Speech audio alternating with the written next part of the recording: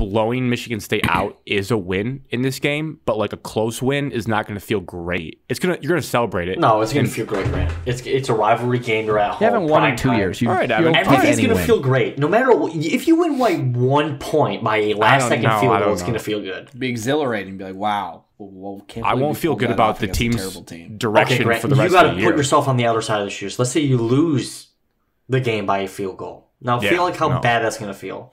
Now, just turn that negative energy into how good you're going to feel when you win.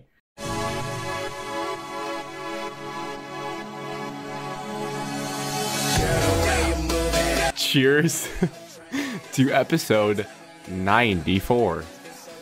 Cheers. Kona, Spiked Island Seltzer, Tropical Punch. Take a drink of that.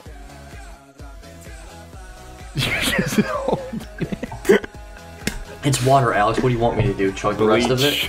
I don't know. You just looked so depressed right there. I was worried about you. Water. Canned. Diet Dr. Kelp for me. Not gonna lie to the listeners, not the best vibes to start off a podcast. There was some thoughts to drink some bleach before the show started, but we're here. It is Wednesday, my dudes. My dudes. Come on, one time, let out some steam. Give me a.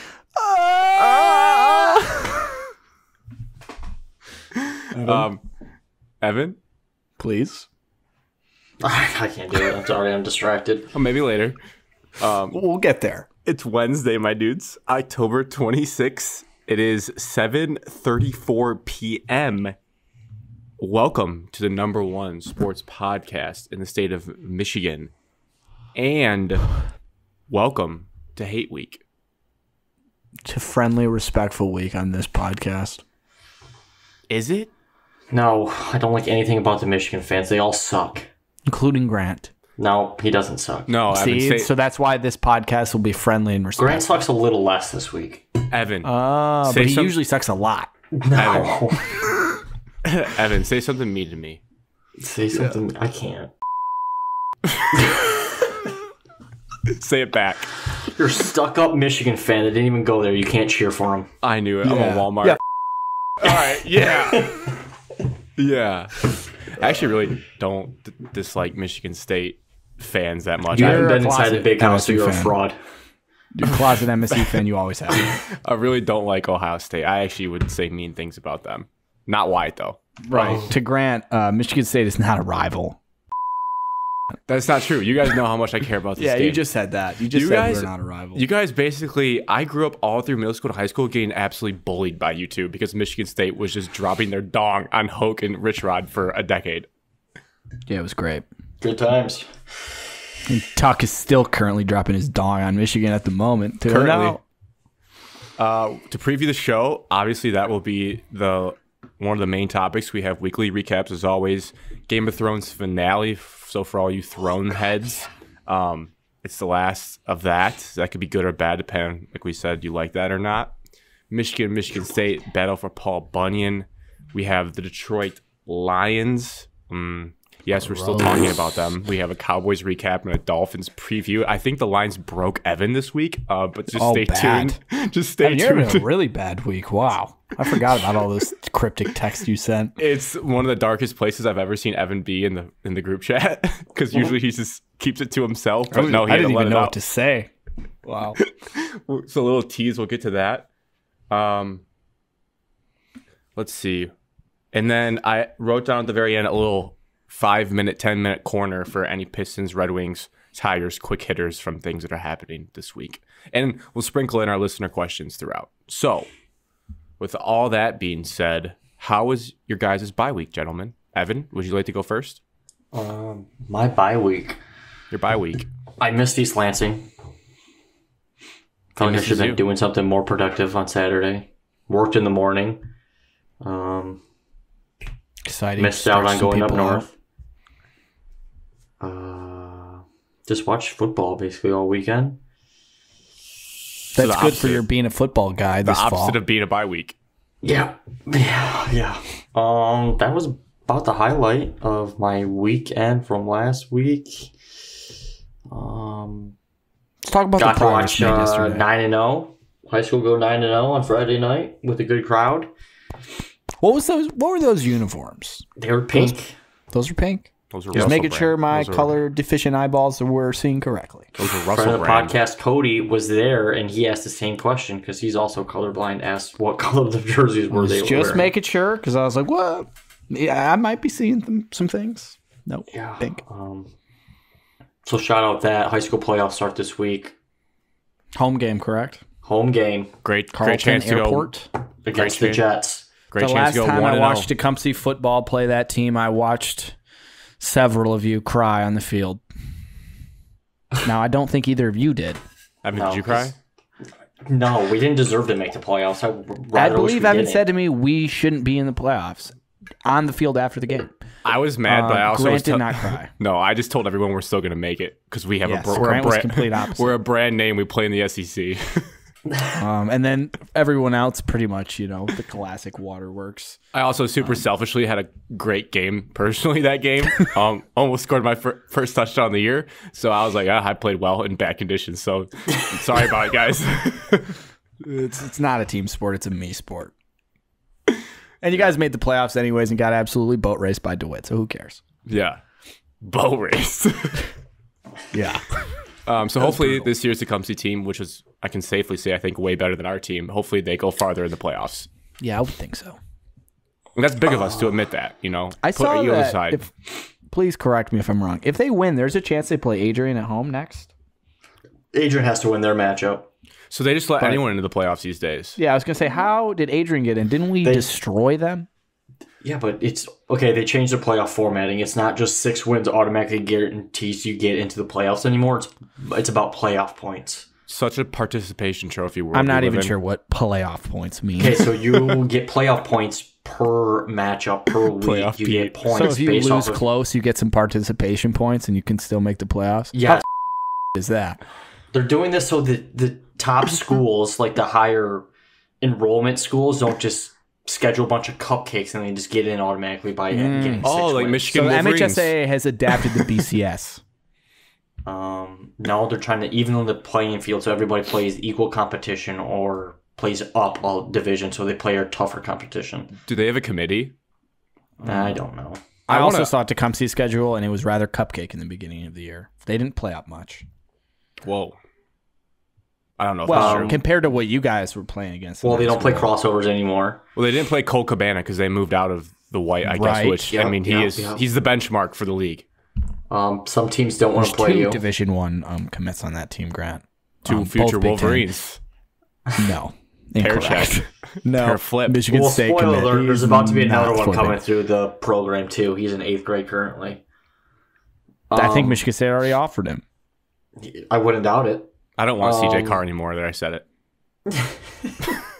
Well, he's not coming. Playoffs. Yeah, that's about it. Starts on Friday night. Go cheer on your hometown team. Prediction for Can I final watch score it? for that? Where can I watch? I have no idea where you can watch. There's a lot of Little fake high tease school if you're streams. super insider like us. Okay, Airport Grant, they don't run like the wing tee like spread Good. anymore. They run traditional spread like 3x1, 2x2. They throw the football. They throw the football dramatically. That's stunning. Good. Yep. They got Welcome any to the Brett modern Mossbergs age. on the team? They're on Tecumseh's team. Oh, right. The one Smart. Mossberg played on Airport, right? Then went to MSU. Never played. Correct. Other than that, just had the last football game last night. Last football games. Last home games of the year. Last games of the year. So no practice today. Equipment turn-in. The worst. Those Smelly. Yeah, smelly. It was mostly done by the time I showed up, so Smart. pretty Great easy. timing. Yeah. How'd you guys do? 7th grade was a disappointment. Didn't play that very well. Sorry to all you 7th graders to hear your coach say that. They don't listen to it. Season's anyways. over. Who cares? I was expecting them to play a little bit better, being in the last game. Who'd you face? Dexter. Oh. Cabana. Yeah. And then There's other people besides Cole Cabana, Grant. Fighting Cabanas. the only person that Michigan cares about. And then not surprising. Arrogant losers. 8th grade played really well. Super competitive. Had opportunities to win the game. Just didn't do it. Turnovers in the red zone hurt us. Jared Goff. So we moved the ball pretty well. Had some good defensive stops. It was just, big plays here and there. What, Alex? Final records for both teams? I just want to know. I actually haven't been keeping track. Nope, I can't. I'm not saying final records. Save morale. That's not what I'm laughing about. Just laugh, Alex. I don't even care. Congratulations, Evan, on progressing through the season. You clearly improved each game. Yes, we did. Yes, we did. I'll never forget where I was when you told me you scored that first touchdown on an inverted veer. I'll also never forget when you promised a 21 burger. We could have had it this past week, and simply never delivered. Yesterday we should have had it. We definitely should have had it. It sounds like it. Yeah. Other than that was my week. Nothing really too exciting. Can't think of anything else. You won the bye week. I don't feel like I did. I feel like I lost. I feel like you beat the crap out of me. Feels like Evan thinks he didn't do enough. I didn't. Well, that's because you're in a bad state of mind tonight. Tonight, the bye week's over, so you go back a ways. I think you won the bye week. Beat the crap out of me. Alex, your week and weekend. The bye weekend, I went up north to the Kingsley property, the same property in which we camp in the summer. I bird hunted with my father, uncle, and father's college roommate, Bob. Nice. So like for bird hunting, you just have your dog run around, try to get him to pop up in the air. That's like putting it really in the most simple terms. It's actually impressive what the dog does. But either way, so they did shoot one the day I wasn't there, of course. And then when I went, one bird popped up, and Gary missed. So oh no, kills when Gary. I was there. What kind of birds? Pheasant and grouse. Okay. Yeah. I don't think I've ever seen a grouse with my own eyes. I don't know if I have either. Oh, they're kind of cool. They got like weird looking beaks. Almost like a little mohawk on the top. Yeah. Maybe not the Michigan variation. She did that.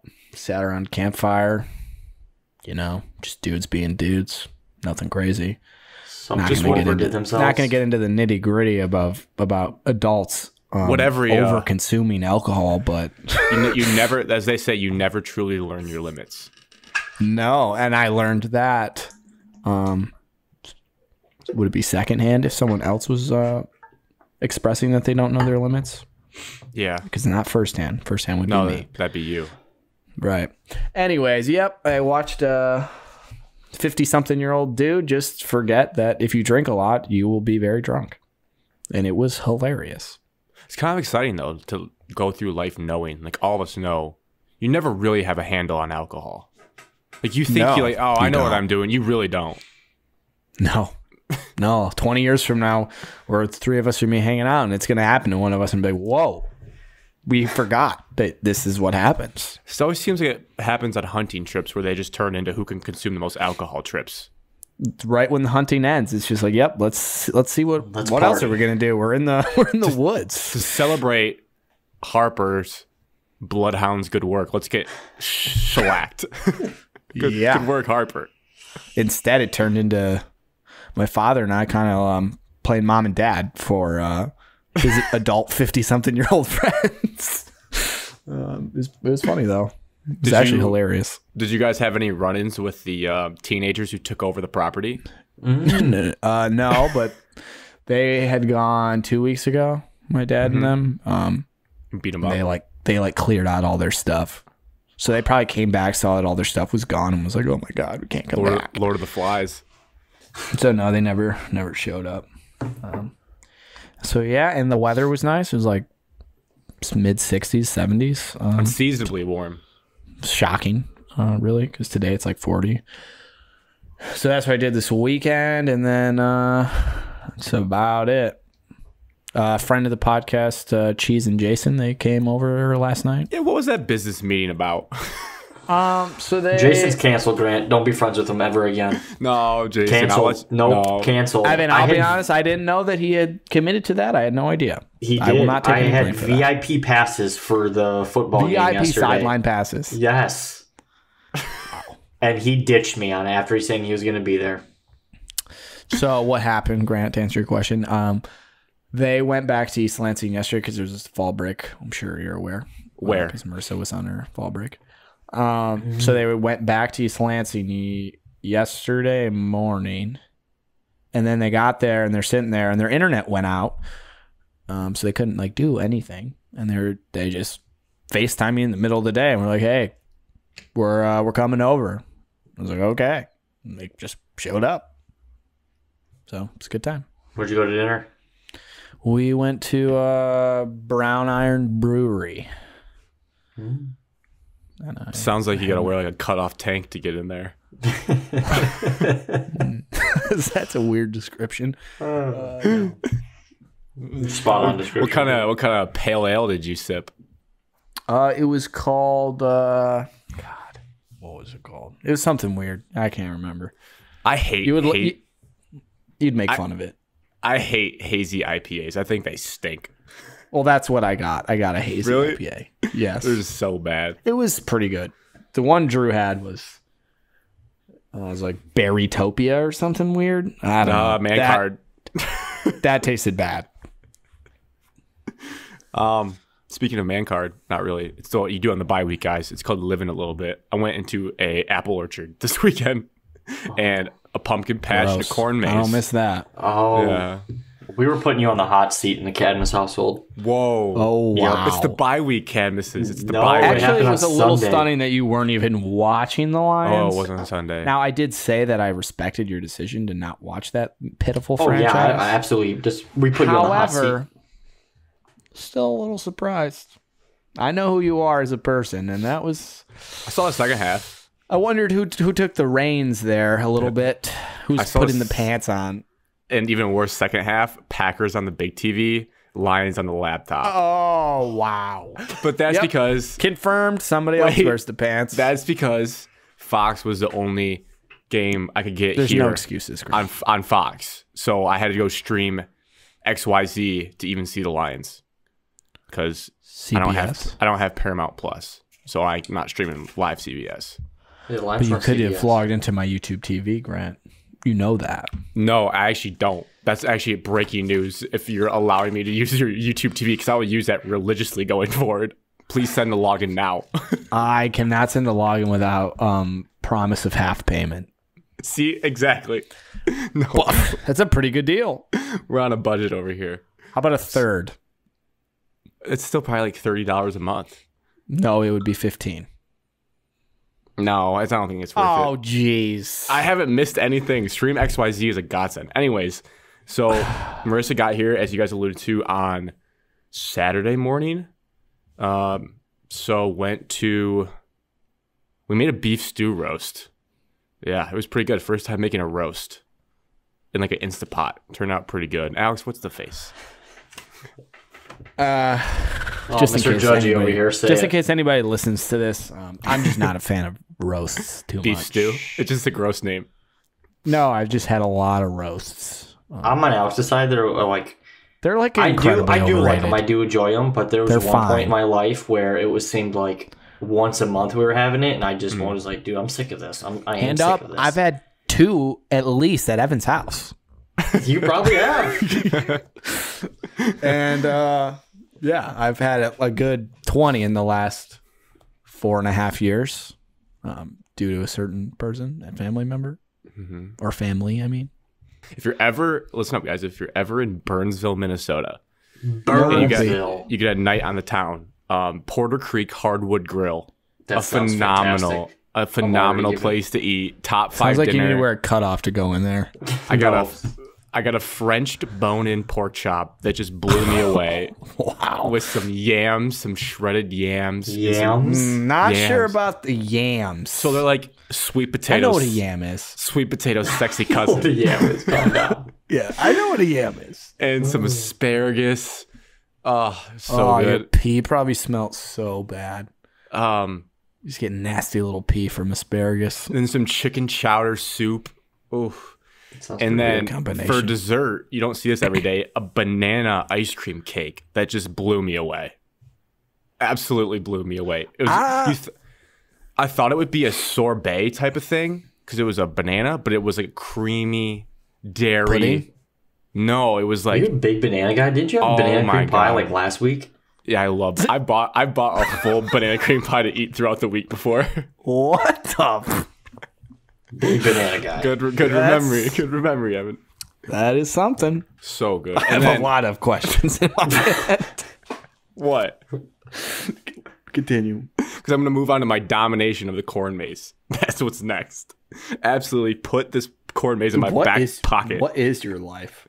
So, I don't want to hurt you guys too much. I don't know if this is common knowledge, but I know a shortcut and trick to getting through a corn maze, no problem, whenever you go in. You probably Googled it before you went because you're a psychopath. It just makes sense when you think about it. I guarantee you did it. No, I don't lie. Tell the truth. No. You probably watched YouTube videos how to be the best corn maze solver in the planet. I've just heard someone say it in conversation before. It's not my idea. I've heard someone say it. You just stick to the outside edges of the corn maze, and eventually you'll get out. You get screwed if you go towards the middle because corn mazes usually have an exit like kind of next to the entrance. So if you just stay on the outside, you're not ever gonna like really get lost. You're gonna make your way out. So that's all you have to do. So are you saying you and Marissa split up on this corn maze and tried to see who would get out first? No, we worked as a team because it was a little unique spin on this corn maze where you had to find 6 letters on little pictures in the maze and then sounds like Survivor. You guys get voted off? It's like an escape room. Corn maze. Wait till you hear the prize. All you did was say the code word once you unscrambled it to the person at the gate and you got a free apple. That was it. A single free apple, like not a caramel apple, not like a chocolate apple, just no. Apple. A little red one. It was good, though. I don't like apples. It was a juicy apple. It was a good apple. Did you just revert back to being like 14? What is happening? I had a fun time. So we go through and we find like 5 of the letters ourselves. But as people are walking near, you kind of eavesdrop. Like you really get into it. So I heard a lady tell her son, so we have N-O-A. And we hadn't seen A yet. I'm like, oh, there's an A. So we know we got an A. And then we found the other ones. You're such a sweat lord. It's disgusting. The code word was season. So if you ever go to Pine Tree Apple Orchard, if they're open, the code word is season. And you get a free apple. So don't even bother to do it because then you're just going to easily get out and it's going to be a waste of your time. You're just going to get a free red juicy apple as Grant described. You still have to get out of the maze. Like that's still the part you have to get. Yeah, but all you have to do is just be on the outside. You just ruined this maze for all our Minnesota listeners. It was a pretty podunk maze. They had some, because of the unseasonably cold weather the weekend before, a lot of the stocks had collapsed, so they cut the price of the maze from $4 a person to $2.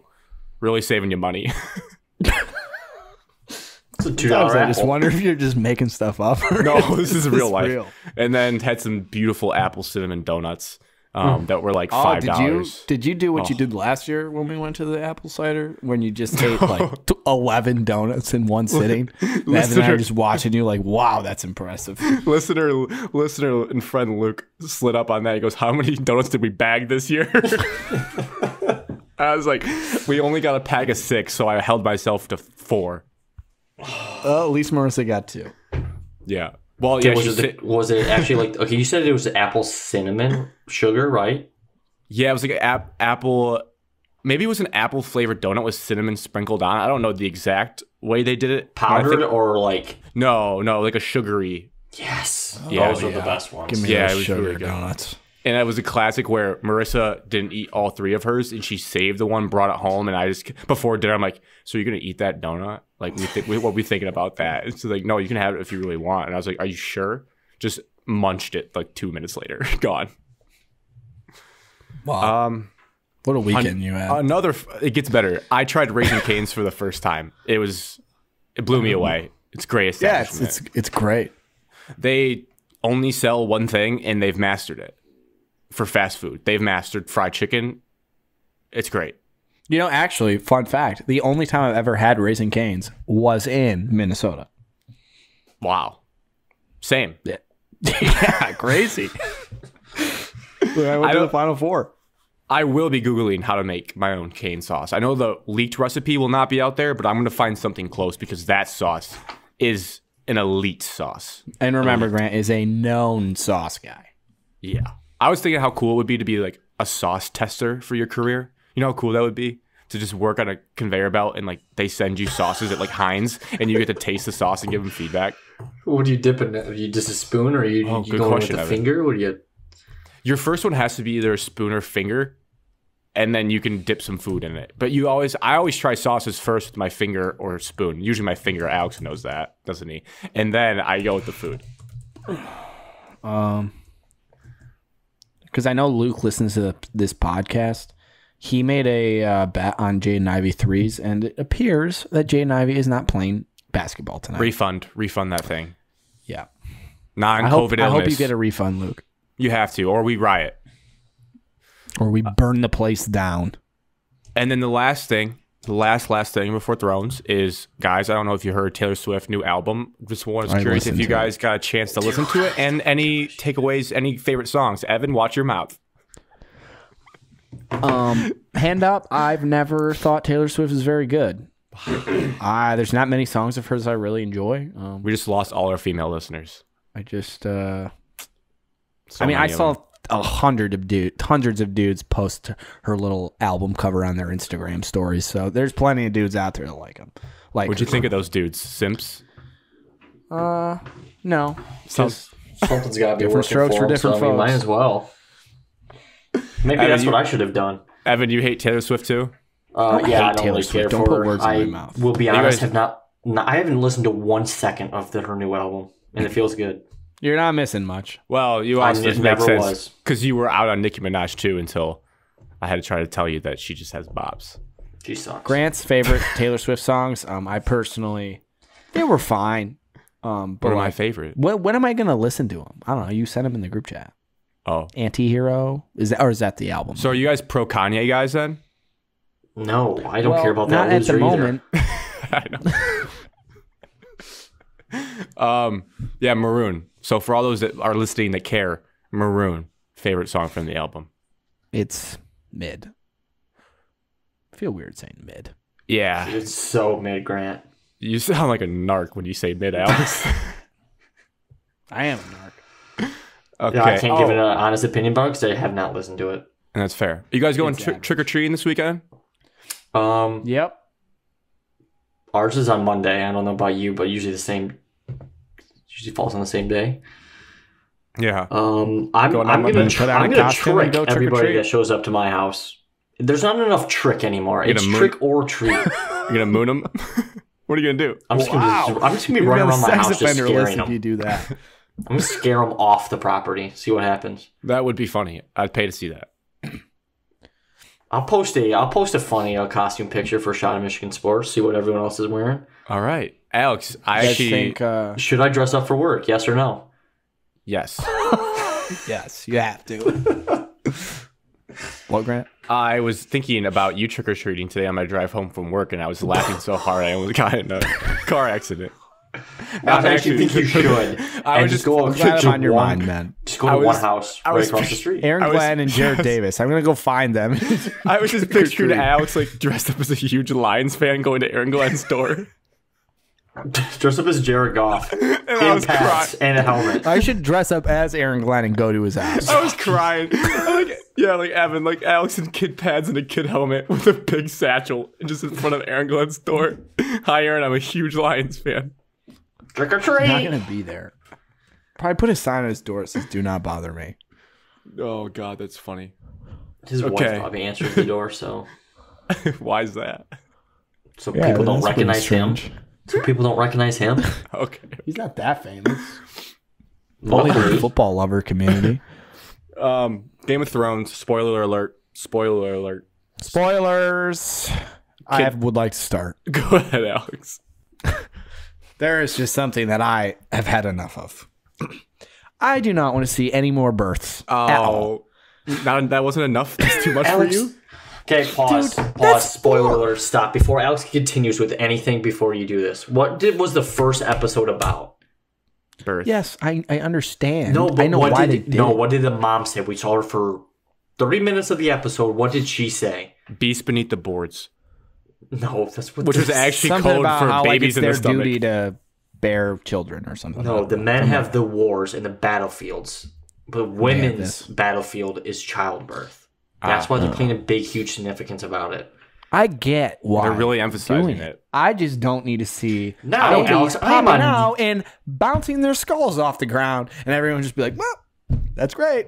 I'm with you. That was pretty. That was hard to stomach. I was sitting there dousing my face in Ben & Jerry's ice cream, and I put it down after I was watching that. And she just picks the dead child. I'm like, oh, Evan God, has what did I just watch? Evan has a nice cherry Garcia. There's a nice red cherry, and then he looks at the screen and goes,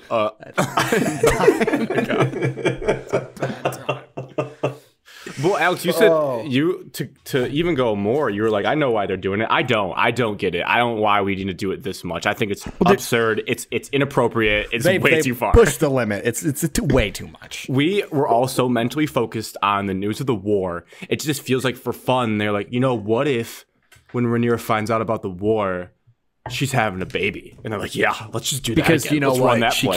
She can't be pregnant when the war starts. So she's got to pop this baby out. And literally popped it out like a bouncy ball. Yeah, just bounced right off the ground. It was dead when it was born, Alex. It's not like that killed it. It wasn't great though when it just. I mean, you liked that? I don't want to just pile on. Everyone knows I'm negative Grant when it comes to Thrones. The finale did have a great ending, which we will discuss, I'm sure. But overall, I wasn't blown away by this finale by any means. Season 1 is meant to give you all the background so that we can just go at it in the next few seasons, Grant. But the problem is, it's 2 years from now, so I needed something more to hold on to. Well, if you're an original Game of Thrones fan, it was always a year apart. And also, Grant, you didn't watch Game of Thrones. Mm-hmm. So you just watched YouTube. I watched at least 4 full seasons and then watched the middle parts on YouTube. Season 1, and then you watch season 2 through 4 like 5 years later, and all of 8. So actually, I've watched 5 seasons. Well, good for you. It does suck that we have to wait 2 years. But I don't think that this episode was bad by any means. You're not a movie guy either, so it's kind of hard for you to just be like, this is just like waiting for like all the. You just actually don't like stuff that's good. Alex, you say that every single time. I'm a good movie guy. Do you have patience though? It sounds like you don't have patience. You just want when something gets announced, give it to me now. What? Also, Evan, I did see a movie. I forgot to tell you that in my weekly recap. I saw Black Adam, the DC movie. Oh. I thought you saw. There's a cutscene that I think you'd be pretty interested in. I was told about the cutscene already, and it already got spoiled all over the internet. Are you guys saying cut or cuck? I said cuck. Evan said cuck. Shoot, I had something to say about how you just hate good TV shows and you hate good movies. Evan, what will help with my patience is HBO stays kings. How do they win Alex and over? They tease Succession coming back to start off Thrones. That was great. I look at Marissa, I go, that actually might be the best show going right now. So let's ride that wave back. When does that come back? A couple months. Oh, I'm excited for that. We're here. Love that show. My biggest gripe with this episode goes back to the ending of episode 9, where Rhaenys had a chance to just cap off this series. We were good. Seen enough bursts. Be done with the whole show. Just be done. And what was their point? What was the reason the directors and everyone said why she chose not to? Say it with me, guys. It's not my war. Yet she's gonna hop on her She's gonna hop on the dragon and patrol the narrow sea. She's gonna patrol the narrow sea with her dragon, even though it's not her war. She didn't start the war. She didn't start. She couldn't start it. Spare me, Rhaenys. They held you prisoner. You're like, I'll let you live. Not even kill one with a controlled dragon breath, and now you're gonna patrol the narrow sea. Control dragons? Did you not see the end of the episode? Learned in the episode, you do not have control of dragons. Rhaenys is a woman. Is that her name? Is it actually Rhaenys? Yeah, it's Rhaenys. Is that how they say it? I watch. You're saying it weird. I watch with subtitles on, and I know these characters. It's Rhaenys. You watch with subtitles on. Evan, how do you It's life-changing, Evan. You should really try it. I just focus up and listen to what they're saying. You pick up way more than you definitely miss some things. You definitely do. Yeah, you do. You do. I'm not sitting that far away from the TV. I'm so into it. When you rewatch the season, watch it with subtitles and tell us the difference. You sit with your knees touching the TV. I basically do. The fact is, Alex, I feel like when there's captions on, I feel like I'm just reading the words instead of actually like watching what's going on. Yeah, sometimes I do fall a little into that. bit. I'm like, wait, I haven't seen anything. What is happening? You just get used to it. But you do pick up on more. Because trust me, I used to tell Grant that he was a psychopath for subtitles, but I've fully converted. You're soft, Alex. Also, my TV sound system is cheek, so everything sounds echoey if I don't. I also can't be blasting in my room when Drew's in his room doing. This might be psychotic. I watch Thrones normally on my laptop with headphones in, so I can really get like good audio. Well, that's not bad. I think that's normal because you get close to the screen and you can just blast it in your ears. Probably not how George and R.R. your subtitles not needed. It was kind of cool to see someone get eaten by a dragon. I'll say that. It was surprising. Wasn't that surprising, I guess. It was surprising that he didn't mean to do it. Like, he didn't want to kill him. I almost wish he wanted him, the dragon, to do that. Then it'd be way cooler. Like, fuck this guy. He's just a giant bully. He just knows how. He thought he knew how to control everything. It was surprising. I never seen.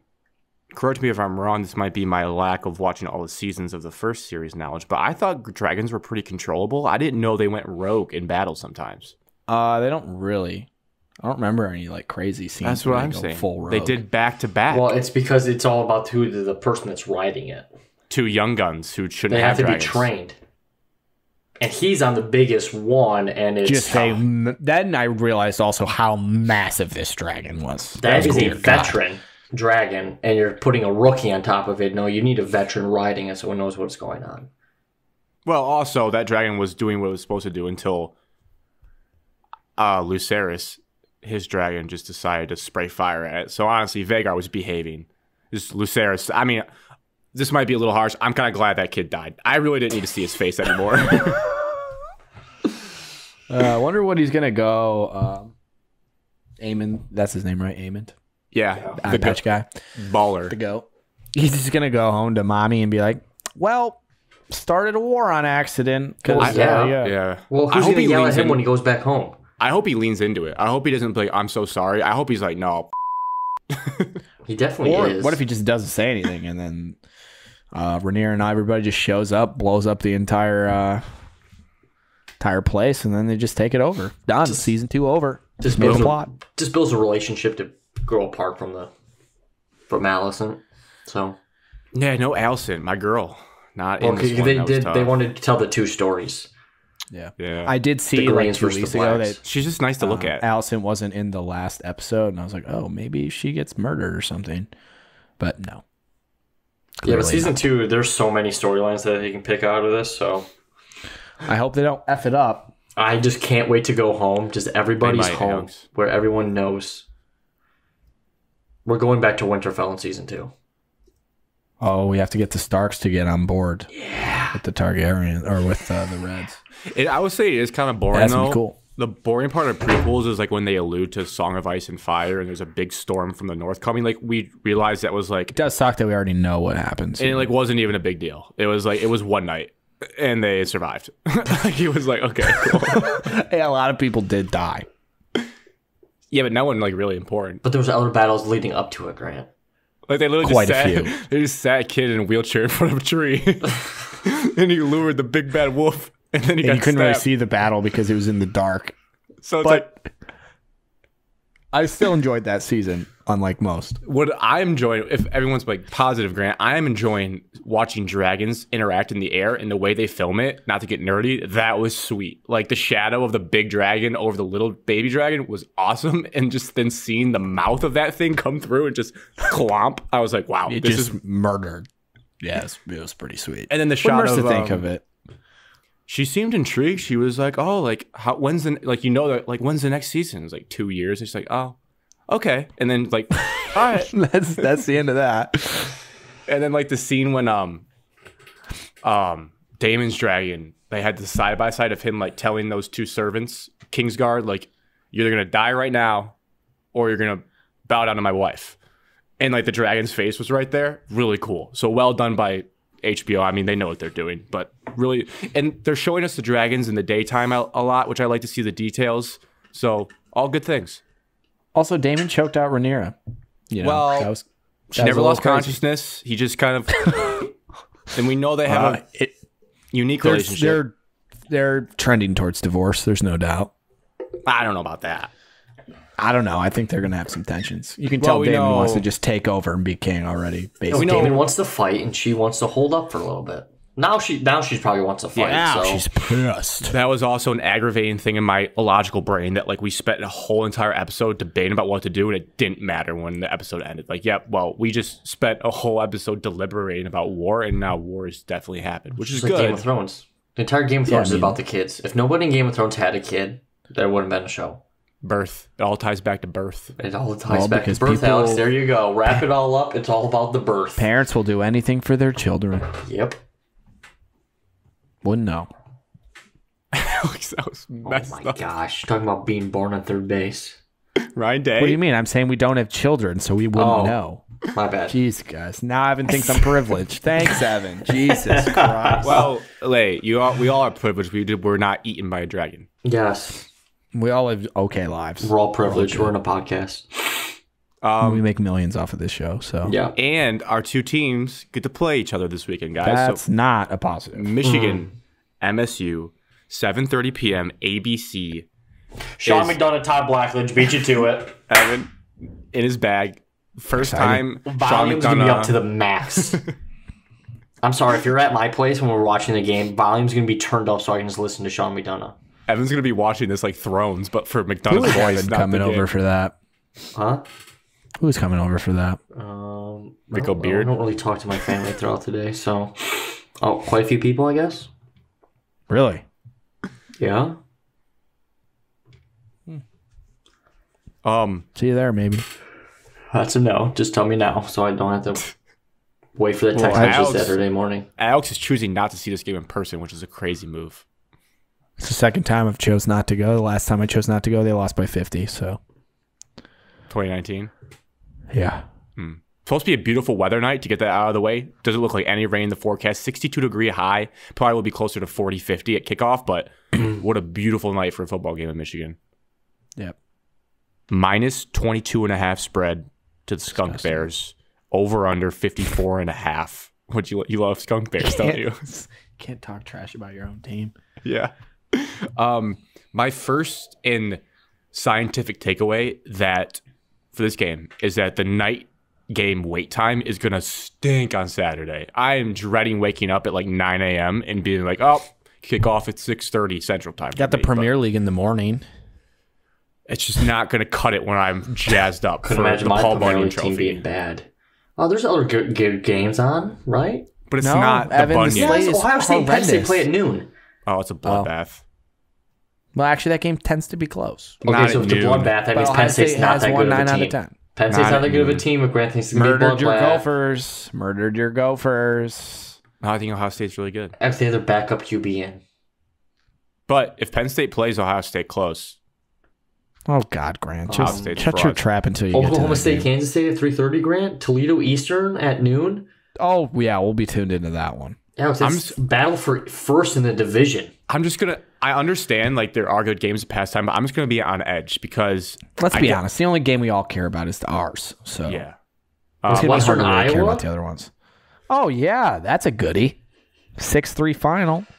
Why it's so nerve wracking, I think, just to give you guys the insight into my brain, my sick and twisted brain as a Michigan fan, is I'm so nervous because it's not a true no-win situation for Michigan, as some people may say. Like you're supposed to beat them this Said year. it like a week ago that it's a no-one situation. I might even be able to pull that receipt if you need me to. I might have said it. Oh, you did. I've thought about more. Blowing Michigan State out is a win in this game, but like a close win is not going to feel great. You're going to celebrate it. No, it's going to feel great, Grant. It's a rivalry game. You're at home. You haven't won in prime 2 time. years. You, All right, you Evan. don't take Everything's any going to win. feel great. No matter what, if you win by 1 point by a last second know. field I goal, don't it's know. going to feel good. Be exhilarating. Be like, wow. Well, can't I believe won't we feel pulled good that about off the against a team's terrible team. direction Okay, Grant, for the you rest got of to the year. put yourself on the other side of the shoes. Let's say you lose the game by a field goal. Now feel like how bad that's going to feel. Now just turn that negative energy into how good you're going to feel when you win. Like it's either going to be, goal. so that's why it's nerve wracking for me because it's either going to be pure happiness or the worst devastation potentially ever. And it's not worse, but it'll be up there. It'll be top 5 worst loss as a Michigan fan. No, probably top 3. So that's scary. So. I don't know. I'm curious to see how you guys have gone throughout the week. Like, I don't know if that pure devastation exists for you guys, where it's like house money. Let's just go in there. It is full house money.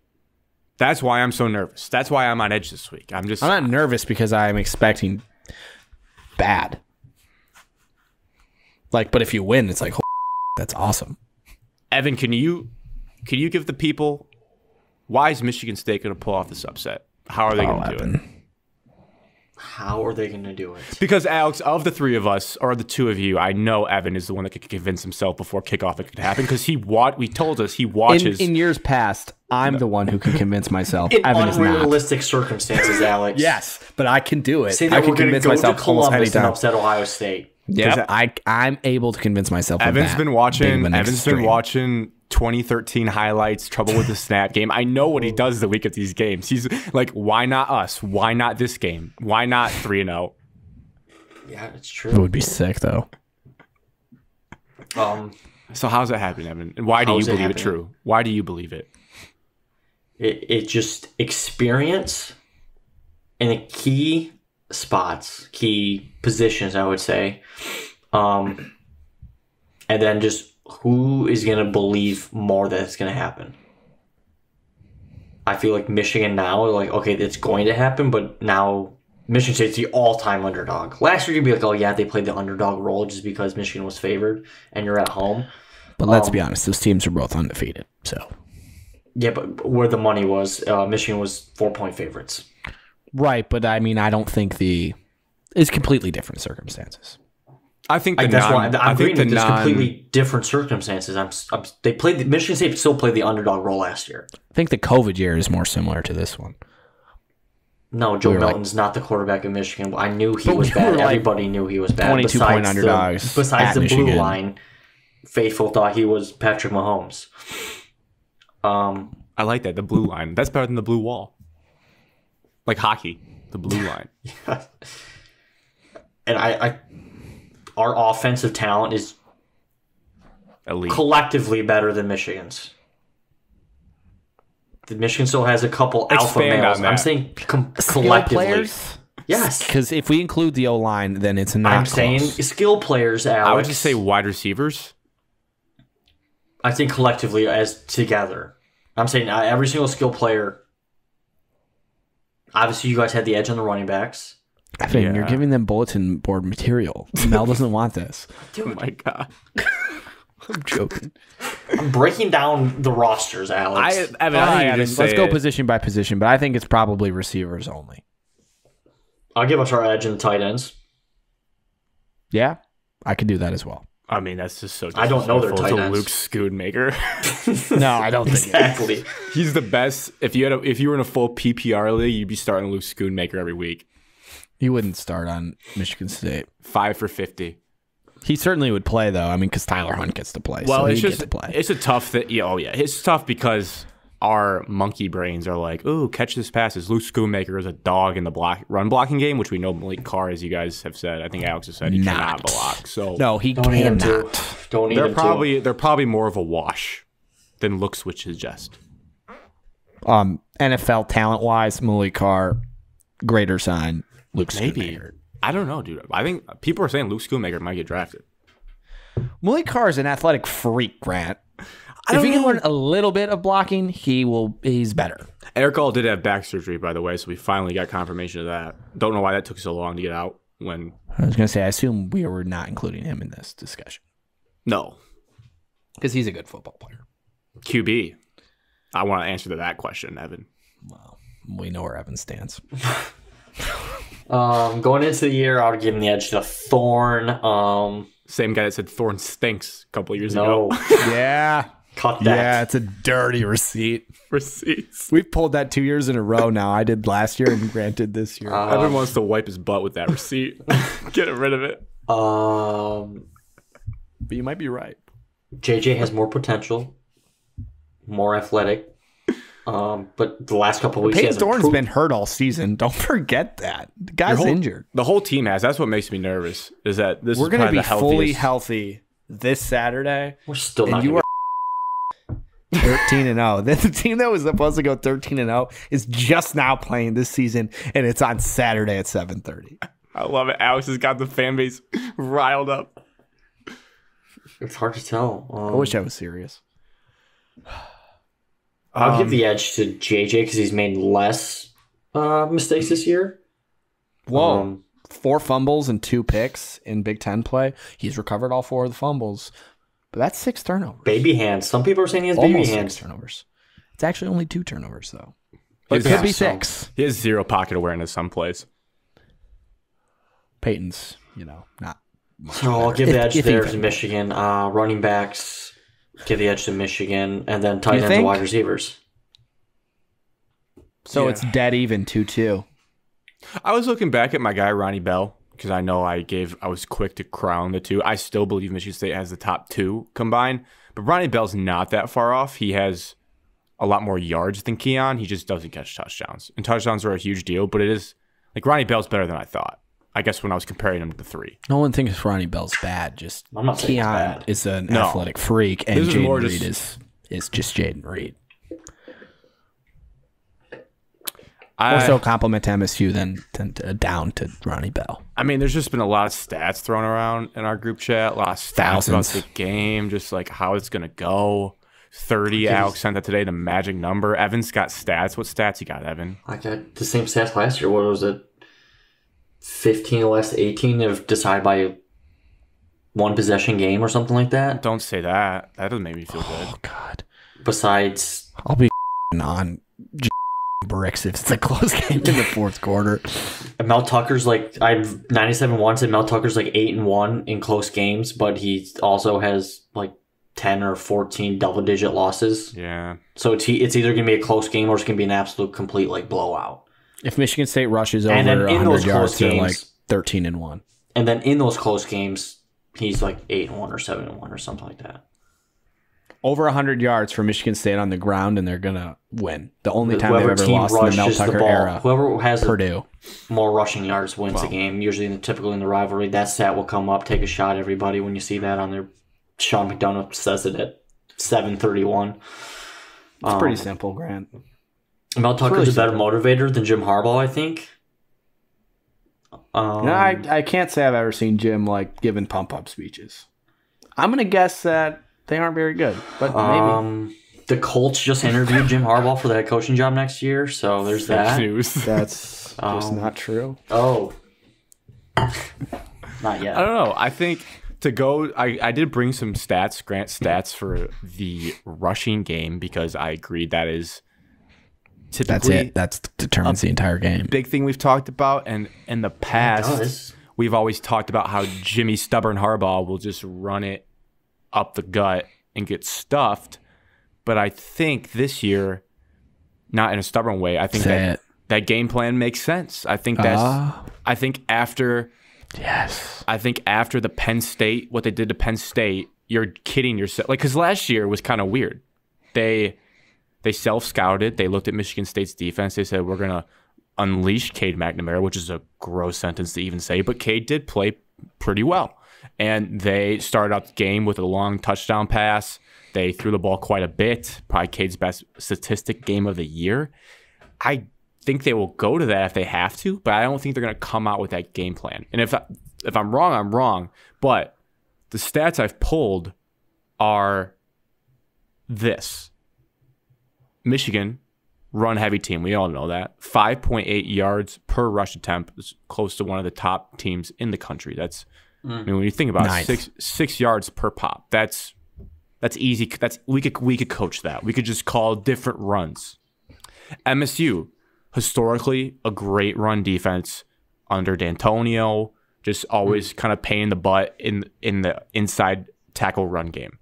But they're 54th in opponent yards per rush attempt this year, giving up 4 yards per carry. And they haven't really fared well against good competition in the run game.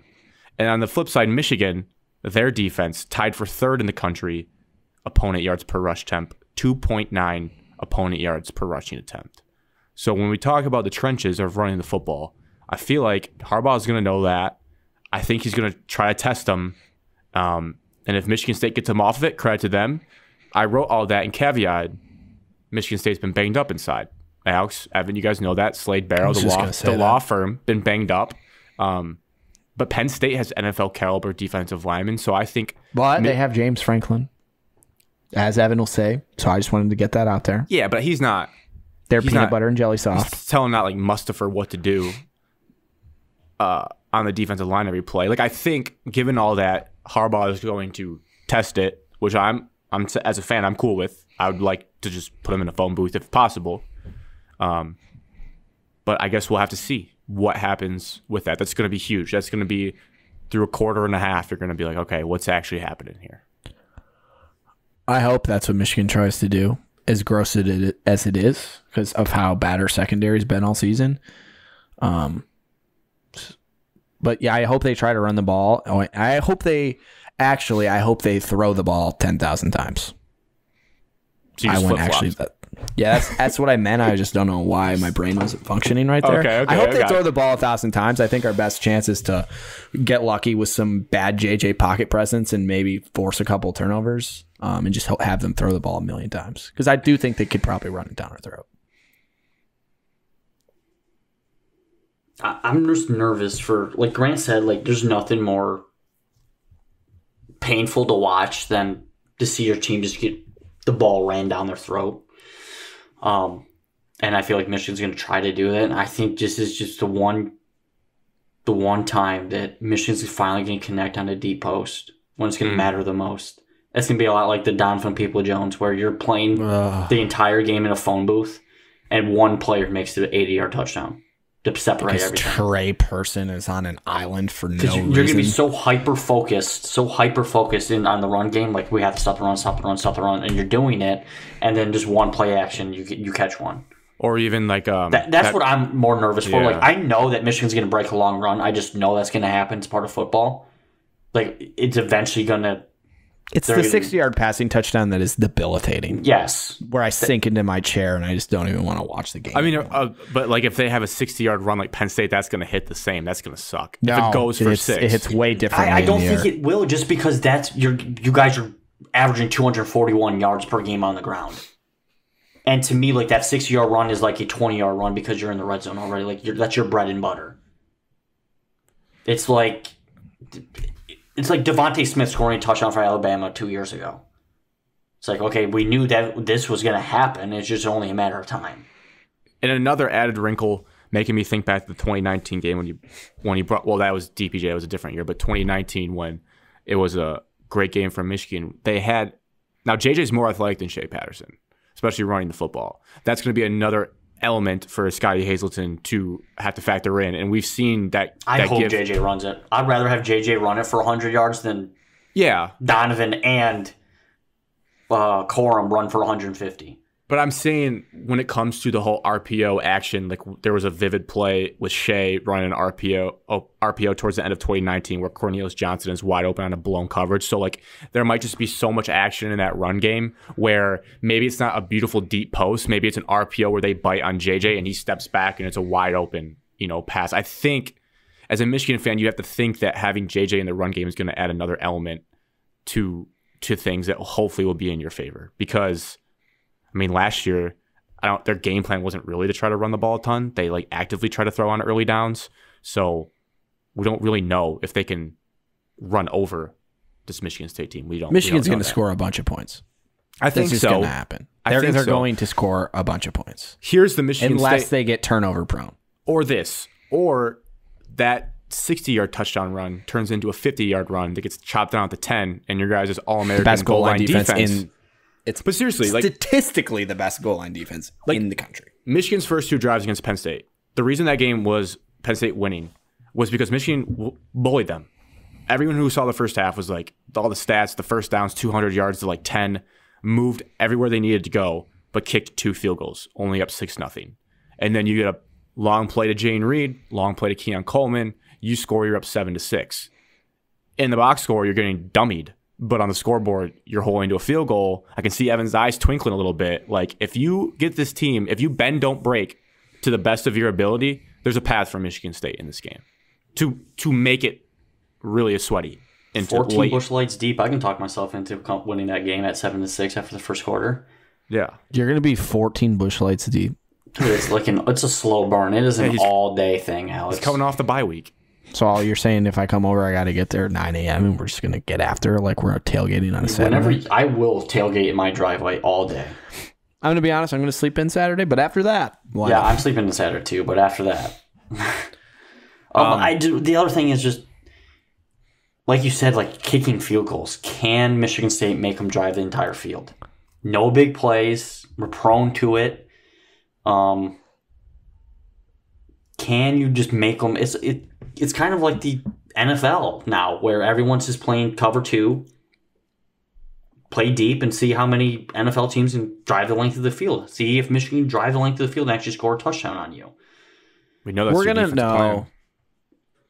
I don't know if you guys are gonna know, but I'm gonna know within the first quarter if like what is gonna happen in this game. It's gonna be that easy to tell. Either Michigan's going to take a quick 7-0 lead, we're gonna go 3 and out, and the game's gonna be over that fast.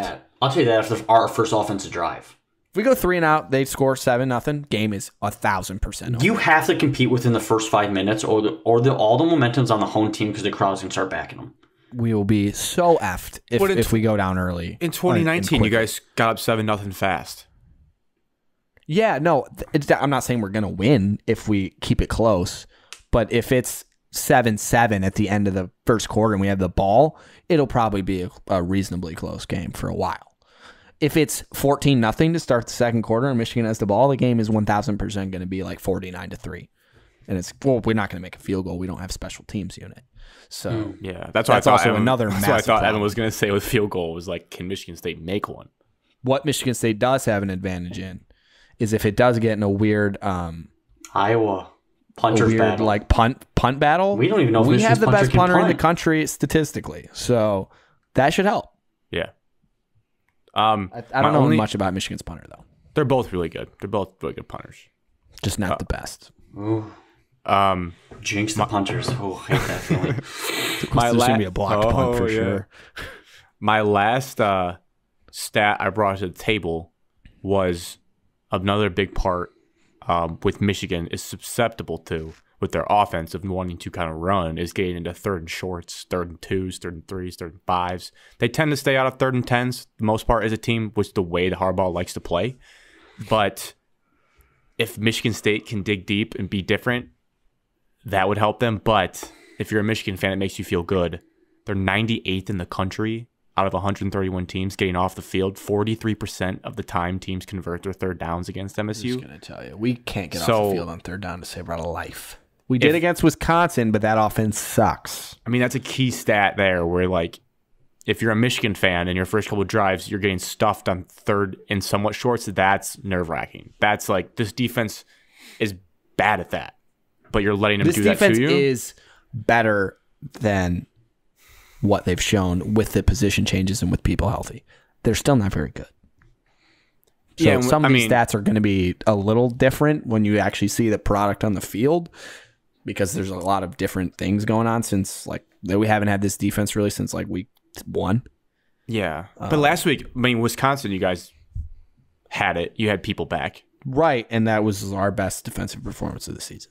Good, but still wasn't great. I'm not saying they're good. They're not. Yeah. They're still bad, but they're better than the Washington, the Minnesota game. Like those were disgusting. You don't have to play BVS unless they do because he's really invested in the rivalry. They might play BVS. BVS comes into I don't remember his role, but he does have a role still. Good for him. Biggest matchup, any X Factor matchup you guys are locked in? I think we might all have the same one. I wrote down one to make me think of the question, but what do you guys think is an X Factor matchup that we think we have like an advantage in, or we think Michigan has an advantage in? Just what's going to matter the most?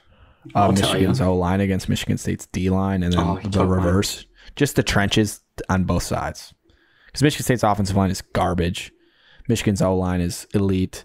We have to see if our D-line can hold up at all. We'll find out. Probably not.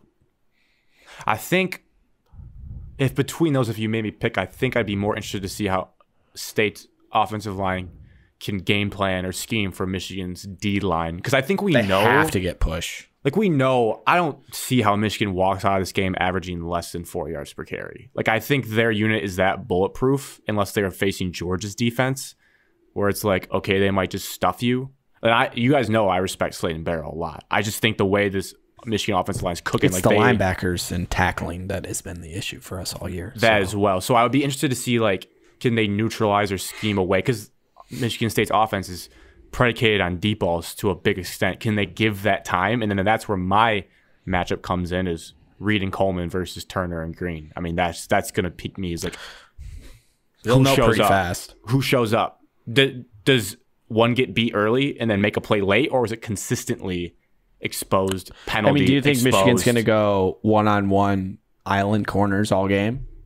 Not all game. Because they're not going to need to. Michigan Don Brown ain't here. can sit back in a deep zone all game because we can't run the ball. Yeah. Yeah. They will put guys. I mean, like, DJ Turner is susceptible. He got beat against Penn State once. He got beat against Indiana once. Jaden Reed beat him once last year. But it's like, is it over and over and over again? No, That's because the question. Michigan's going to sit back in a deep zone. They're not going to have to do that. Like, I'm They're fully going to have safeties over the top. They move him around a lot. I don't know. I think it'll surprise you, especially if you. It'd be dumb not to, because Michigan State cannot run the football at all. Well, Unless our offensive linemen take a bunch of steroids, become the greatest offensive linemen for 2 hours, and can somehow push back Michigan's D-line, which I've seen crazier things happen. But if I was Michigan's defensive coordinator, I'd be just like, yep, let's just put safeties over the top all game long and see if Michigan State can do anything about it. And we probably won't. Jim Harbaugh said the run game for Michigan State is legit. Yeah, he is Coach speak. Coach speak. Because he hasn't watched a second, if he actually thinks that. To answer the Instagram question we got, Evan, do you think MSU's only shot to win is throwing 50-50 balls to Reed Coleman, or is that too simple? That's way too simple. Okay. That would never work if you just throw a 50-50 ball every play. It's more aspects of that. You have to be balanced. I think you get the gist, though. Is like, is it a Ricky White? I get it. Is it Ricky White? Is that what needs to happen? That was just their Don corner Brown the was coach garbage. when that happened? No. Was Don Brown D coordinator when that happened? Wait. Yeah, he might have been. Yeah, he was. Because no defensive coordinator is that stubborn, just continually leave the worst cornerback I've ever seen on an island all game long. Yeah, when Rocky Lombardi is the greatest deep ball thrower I've ever seen. I think that game got Don Brown fired. Now that I think about it, yeah, I think Probably it should have. Whoever was coaching needed to be fired. Yeah, because McDonald was in 2021. Oh yeah, and then Minter. So yeah, that was it. That was it for Don Brown. Don Brown got fired from Rocky Lombardi. So they're never gonna have the opportunity to do that all game long. But no, that's not their only shot. Alex, what are your adjusted goals for MSU for the remainder of the season? Ben V wants to know. Make a bowl game, for sure. That would be nice. I was looking at the schedule earlier. Michigan, Penn State. You could probably chalk those up at the moment on paper as losses. So that's 2 more losses. Don't tell Evan that. That puts us to 6, and then you have to win out. And all of a sudden, Illinois is a top 20 team in the country. So Illinois is legit. You have to beat Illinois, Michigan, or Penn State. Oof. I think you got a good chance against Rutgers in Indiana. The Gers. So yeah, make a bowl game. Here's a quick one about, is this the Michigan team you expected to see going into this year for their play style with JJ at QB? You guys feel free to back me up or disagree. I think so. Like, I know people want excitement, but like, this is Jim Harbaugh at the helm, so I don't think he was just going to turn into Tua Tagovailoa, Alabama, like spread it out to what playmakers? Like, who are we throwing the ball to on the outside? I'm pretty sure we said in the beginning of the season that Donovan Edwards could be just as good or better than all the other running backs in the room too. So that we fully expected Michigan to run the ball, and he's a better receiver than all the receivers on the team. Yeah. Why would you take the ball away from your best unit and probably your 2 best players on offense? Probably, like, guaranteed the best 2 players on their offense. Like, I don't care who is the quarterback. Yeah, you could put Rocky Lombardi out there even with that cannon, and he'd hand the ball off 45 times a game. No. Joe Milton. He would turn the ball over when he throws it. You'd have to throw the ball with Joe. He's got a cannon. Tom Brady, Patrick Mahomes, Cam Newton, all in one. Ben's other question: are there any more aspects of Michigan that need to be proven legit in your eyes? Yes. He needs to see a stronger D line and linebacker play against the run. They were encouraging against Penn State. To piggyback off that, and then need verification that JJ is that dude consistently. Yeah, I think Evan's spoken to that. Evan's point: deep ball, JJ will need it in a big game. Thinking like he's connecting on that deep post on Saturday. Columbus and whatnot. When you think about that, you need to be able to hit that. Can't miss that. Even Cade, not even Cade, but Cade was able to hit his deep ball to Cornelius Johnson in the Ohio State game. Have to hit it. Can't miss it. And linebacker play. Linebacker play for Michigan is not great. That might be not. I think I saw both their starting linebackers combined for 2 tackles for loss this whole year.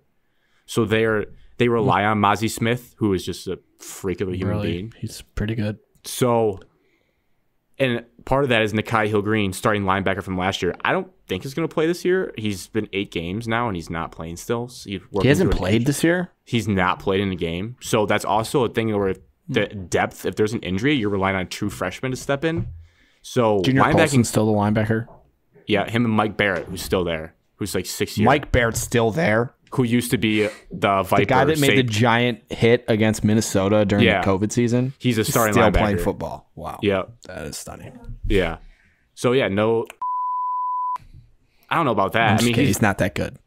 No NHG, Nakai Hill-Green. So that linebacker play is very. But everything else, I mean, I think the D-line has been solid. Like I just said, they need to not know one great player, but be good enough to get all the sacks that Ajabo and Hutchinson could get. But again, they still have tests in front of them with better offensive line, so we'll see. They won't be tested much on Saturday. Maybe. You never know. Like, I don't know if Ben's going to get that. You're not going to get confirmation from this game. Yeah, I don't think he's going to get the validation from JJ because he doesn't have to do much. Yeah. He might not get that. The only time JJ might really get tested is Ohio State, where he's going to probably have to do something. Like the same thing as last year, like Cade did. Like we all were bashing Cade, like, oh, he's just a game manager. He can only throw for 150 yards a game. And then he throws for damn near 400 against Michigan State. But peasant secondary. What we realized is the scheme was there to throw the ball more. And that's what you might see. So his stats might be a little bit better, but your run game's better this year, so I don't know if you need him that much. I'd be shocked if Michigan tried to throw the ball a bunch on Saturday. I would like a deep post to be hit, though. Like you just that is going to hit. After Evan said that, I can guarantee I can see it now. Or a deep fade, whatever. Like just a deep, like an air yard pass 40 yards or more that he actually puts in a good spot. Because I haven't seen it since like the non-conference schedule. Angelo Gross will blow a coverage. There's no doubt. Quickly, I know it all sucks, but I would like to acknowledge any trash talk you guys have seen. The big storyline with this game throughout the years really has made or break this. Alex, I think you rolled your eyes. Have you seen anything that's really irked you this week leading up to the game? Oh, God. Braylon Edwards is just a raging scumbag, and so is Taylor Lewan, and I despise them. Like, I would never... Like, they're like shitty humans. Some of the tweets Taylor Lewan is tweeting out, too, are just, like, disgusting. I don't even know what his problem is. Tweeting cheetahs, like, having sex with each other. I mean, what's wrong with that guy? I'm glad Taylor Lewan broke his leg or tore his ACL. He's a garbage football player. He's a garbage human being. Evan, he's a fellow Titan. Don't care about him. He's a waste of money. He's actually done a lot of shitty shit. The Titans picked him over Jack Conklin, and you saw what happened to their offensive line ever since Jack Conklin left. So, I think what's tough... What I hate it dumb. What I hate is that they work for 2 media companies, so they're like their job is they have to keep talking. I hate it. I wish they just were like car salesmen, or like Taylor Lewan was, not injured and focused on the Tennessee season. So that sucks. Yeah, they're a joke. They're buffoons. That's what I was thinking to myself. They're just buffoons. They're idiots. Like so stupid. I mean, it'd be one thing. So there's a couple of things that cross the line. I don't want to go too long because they don't deserve any attention, but I do want people that listen to our show to understand that I don't, as a Michigan fan, condone it, and they're losers and no one should listen to them.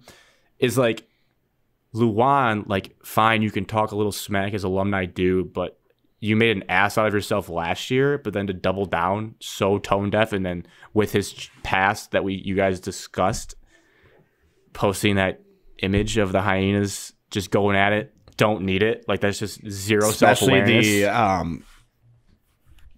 I don't know how to describe it without saying it out loud, but Connotations of what he has accused of in the past. Like maybe just don't. correct. No self-awareness. And then with Braylon Just a Edwards, moron. Braylon Edwards crosses a line. Like I don't like him guaranteeing wins and talking crap before a game, but it's his prerogative. You can't like attack a single like Xavier Henderson. You can't attack a college player and basically call someone terrible. Like there should be more of a mutual respect in the fraternity of college football players, especially at those schools where you're not Also, like. Xavier Henderson is not terrible whatsoever. And he was hurt. He's had 4 tackles since his comments. Like he was hurt, Braylon. Like you don't shit on a college football player.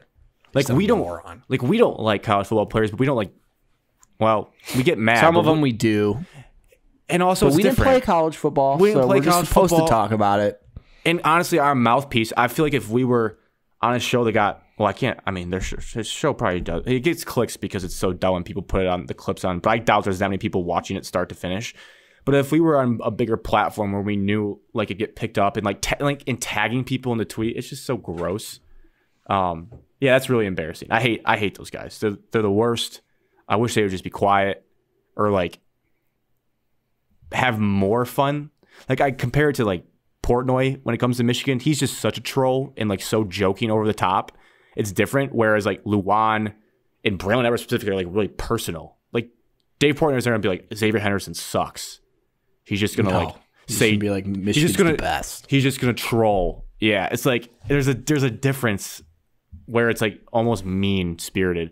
It was nice to hear Cornelius Johnson, receiver from Michigan, drop a nice quote that I need to remind myself: the game will not be won on social media. That was good. I was like, yeah, you know what? That's what I needed to hear. So I like stopped getting angry about losers online this whole week.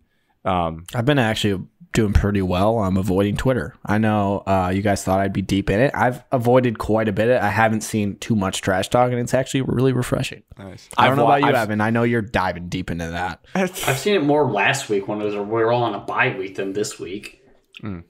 Some of the arguments I see on Twitter have just gotten so stupid that I can't even look at them. I've seen enough of it probably for the both of us, Alex. So I'm gonna try to log off. You're deep in the weeds.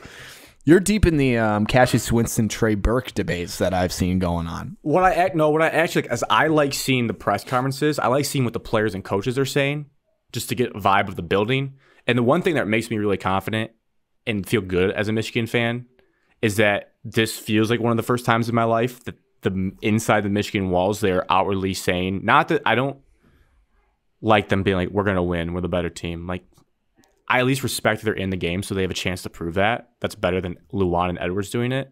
But they're saying how big of a game this is. Whereas like Jim Harbaugh used to be one game at a time, no game's bigger than the next. It's nice to see Mozzie Smith like this is a state championship game.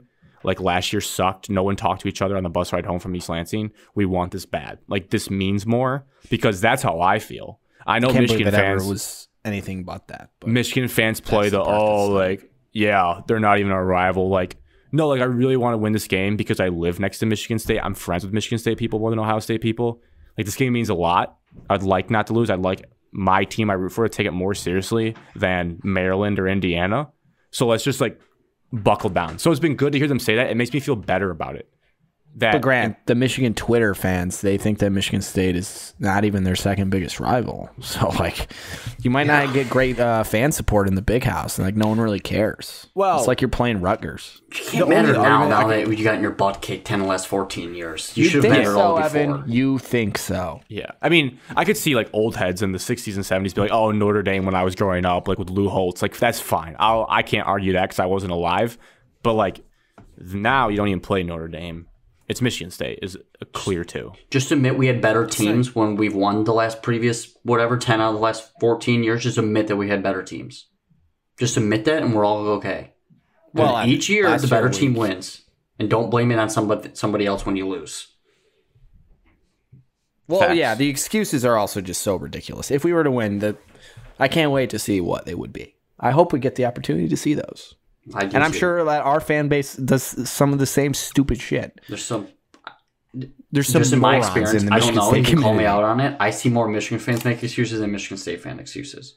Though I can tell you right now, the only thing that's gonna it's not going to irk me, but it's just I know it's going to happen. And I'm just going to be like, I don't think I'd be saying that, as I know State fans will be like, oh, he's still 1-2 against Tucker if they win. It's like, okay, like, yeah, we're just That's just not going to be on my mind. I already have my defense. Oh, we stink. It's not even an argument. We do stink. The better team's going to win on Saturday. That's all I'm going to say. And that's okay. And we can all live with that. Predictions, and we may not land on anything right now, but I want to know if does anyone want to do a friendly wager for the game since our teams are playing? Mm-hmm. Are you going to give us the points? Question sent in. How much money on either Michigan State or Michigan to cover, and why is all the money on Michigan State to cover? Could you say that again? Okay, somebody was asking. They asked the question. Should I put all my money on Michigan State or Michigan to cover? And then he topped that with, and why am I putting all my money on Michigan State? Okay. Probably because this is a Michigan State fan. Or they're a Michigan fan. Does not pick sides. Trying to hedge. He does not pick sides. Really? So this is some middleman? I don't know. I wouldn't advise it. I wouldn't bet on it. I said you're a madman if you do it. I was thinking, like, I don't know. Maybe we can work it out. This is a serious question. Yeah. You muted, but I assume you said yes. 22 is a weird number. I guess I would put Michigan State because it's 3 touchdowns. But I wouldn't feel good about placing it on either team. I don't feel good about this. The spread's too wonky. I wouldn't touch this. No, because it's not a slam dunk. Unless I'm paying for, like, if I was like going to put money on this game, I'd put it on Michigan, so that, you know, the loser approach where if the Michigan wins and they cover, I make money. If Michigan State covers and it's close or they like shocked the world and won, then I'm totally cool with losing the money. That's how I would bet. If 2019 had never happened, I would say Michigan State easy because like Jim Harbaugh's never blown out Michigan State. But then you could be like, oh, well, it could be like 2019, and then they cover. So or it'll be like 2020, and they'll win. Or they'll win. That one, yeah. That I was looking back at 2020. Michigan was also terrible. That just happened. The samples, the sample size was the second game of the year. We played one game, and everyone jumped to conclusions about their teams. Like this is it a was little crazy that line opened as big as it did. Like actually crazy. Well, we had Cam Newton and Patrick Mahomes as our quarterback. Yeah. So maybe we do something where like, because if you guys remember correct, through Alex's good advice, he was like, let's just go pretty much radio silent on Twitter for this game because it doesn't make sense. We don't need to tweet. We can't hype up either side, but maybe no. The winner gets to say something. Because it's not a 1-point spread where it's like a fair no. Okay. There's no bias tweeting. All right. Well, we'll table it because it's already a long show. We'll think of I just told you no. We'll think of something. And then we'll text it. We can tweet big plays, can't we? We could retweet. You can't like tweet like let's go when like Jaden Reed scores a 60-yard touchdown, which is what you're gonna want to do. Jeez, when we go up 7-0 the first time. I mean, what Grant's gonna want to do? Can I tweet out stop the count? Can I tweet out stop the count? No, you can't. I was just saying post game, you get one tweet.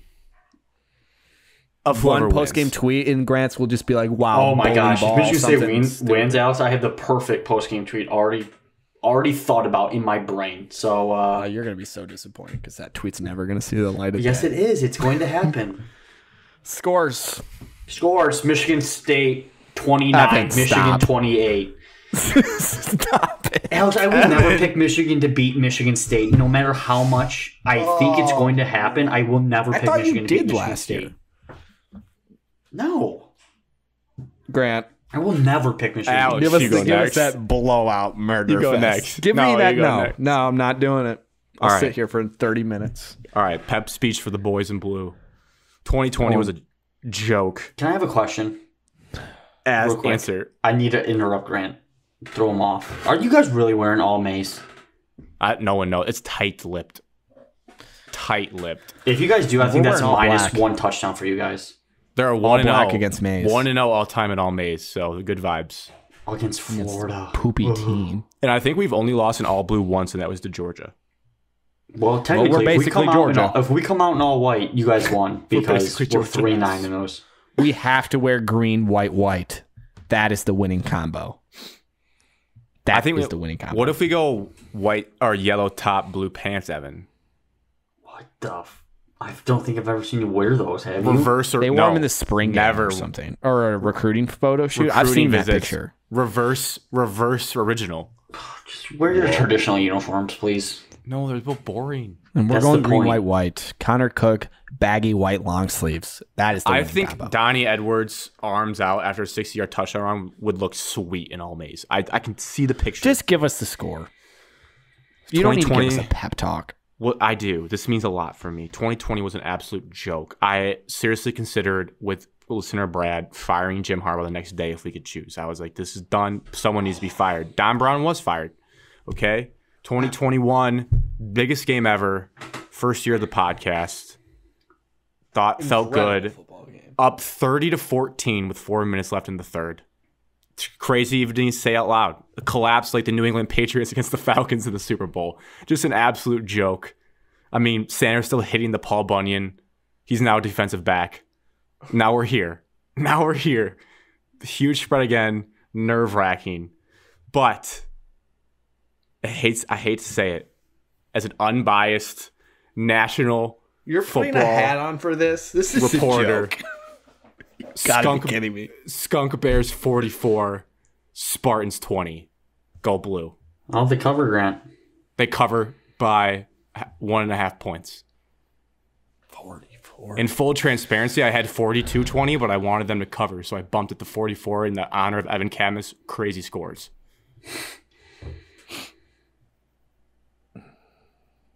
Okay. Alex, give the Spartan upset. I think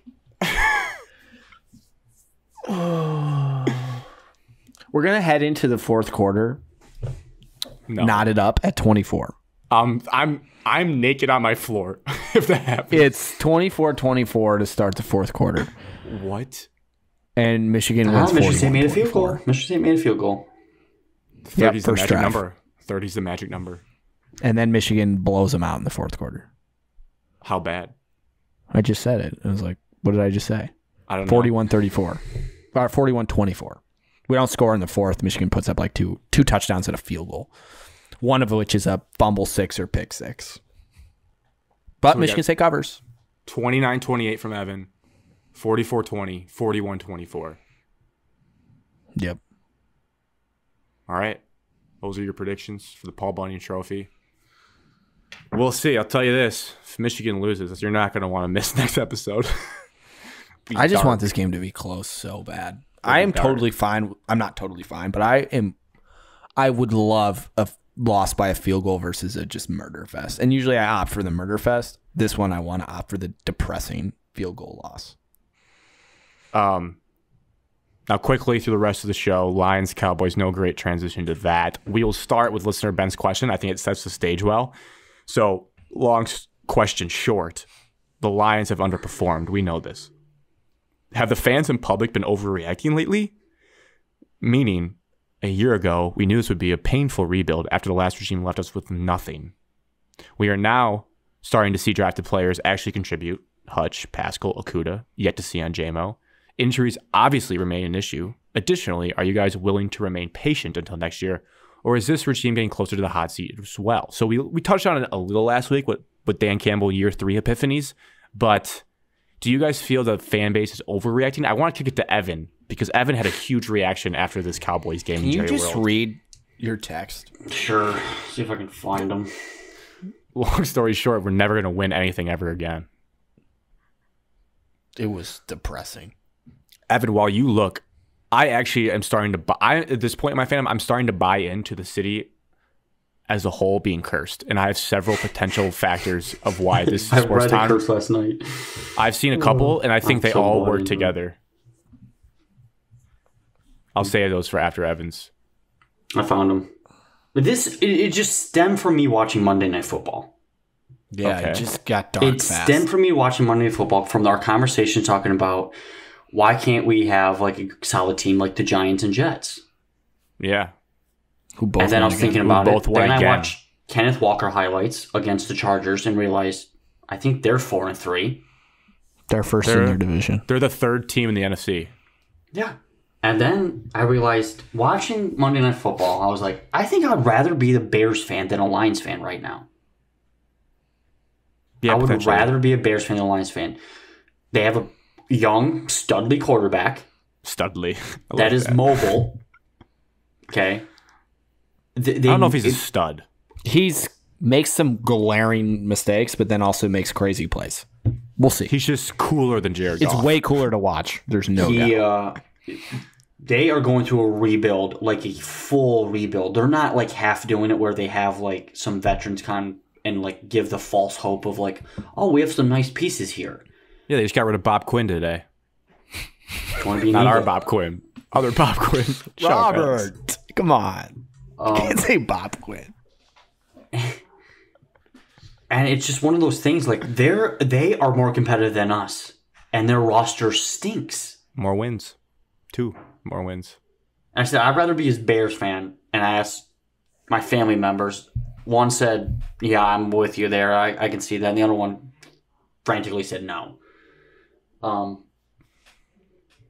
It just hit me like, why can't we be competitive? Because we're cursed. I have several reasons. I don't know if it's cursed, and then I went on. Bears know how to rebuild. They're beating the Patriots. The Bears put up 34 points on the same defense that we scored 0. That doesn't mean because you win a game, your rebuild's complete and you're good. I'm not saying the rebuild's complete. I'm not saying the Bears are good. The Bears are still. We beat the Cardinals last year, and they started the season 9-0 or something crazy. Why can't we be competitive? We have better talent on our roster than most of the teams that are in front of us, but we can't be competitive. Because you got Jamal fumbling. You were not competitive in the second half of the Dallas Cowboys game. You had Jamal Williams needs to go watch anime more because he's a bad running back. I like that take. I am fully in the. I don't know what it means, but I like that take. That was not Dan's fault. That was 1,000% on Jamal Williams. I'm not saying it was on Dan's fault. I could care less about Dan. I'm referring to our group chat. Somebody was complaining about Dan, and everyone's talking about fair. how you could challenge it and it moves the ball forward a half an inch, but like he's still letting go of the ball. Sorry, Grant. Give us your curse. Jamal Williams reasons. butt fumbled. I like it. Fumbled. Yes, it was a horrendous play, and of course that was his first fumble in his career, which is a crazy. This organization cannot develop running backs. We cannot develop and find running backs in the draft. We also don't have trainers that do their job correctly. Hate to call out someone's job, but why do we have the most injuries every single season? Well, yeah. Why? Well, there's teams that have more injuries, but ours are like, they're not all our good players. And we had a bye week, and like not many people got better. It actually got worse. DJ Chark went on IR after the bye week. Yeah. That's how bad it is going. And why, when things don't make sense, that's when conspiracies come up. You know, when it's over and over again, that's when people get crazy. That's when crazy things happen, like 9/11, and you just can't fathom it. Wow, I did not expect a 9/11 reference in this podcast. Well, it's probably the most well-known conspiracy, what people try to like. Except that's just not a conspiracy. I'm not saying I agree or disagree with conspircy theories for 9/11. I'm just saying Grant thinks 9/11's a conspiracy. That's the headline of this podcast. I thought you were being serious. I thought you were like, no, it's not conspiracy because it's real. I was like, look, that's all over my head. But I'm saying when crazy things happen like that, like the Lions being so horrendously bad and losing in inexcusable ways, that's how conspiracies happen. And one of them, there's 2 curses that directly affect the Lions. And then there's a curse I know you guys will all love. You especially, Alex. It affects the whole city. So the first one has to do with John F. Kennedy, the presidents. I'm all in on this one. JFK's ghost is haunting this Lions. You guys are on the interwebs a little too much. Where do you guys even get this? From Michigan State Twitter star Peach James. Found it from a Reddit thread on Detroit Lions Reddit. The real curse of the Lions. Something else. So I think we all know, we talked about with Stafford, the curse of Bobby Lane. When we traded a quarterback, the Lions, the year after he won a Super Bowl, which was an NFL championship, and he said the Lions won't win for 50 years. And that came true. So that expired, and then everyone thought, okay, since they let Stafford leave and win a Super Bowl, that exonerates them from the Bobby Lane curse, which I think we can safely assume the Bobby Lane curse is dead. We let a quarterback leave, and he won a Super Bowl. Fine. But I did not know William Clay Ford Sr. bought the Lions on the same day near the same time of the day the JFK was assassinated while riding in a Ford vehicle. So, the moment the Lions were owned by the Fords, the President of the United States was shot in the head riding in a car made by the Fords.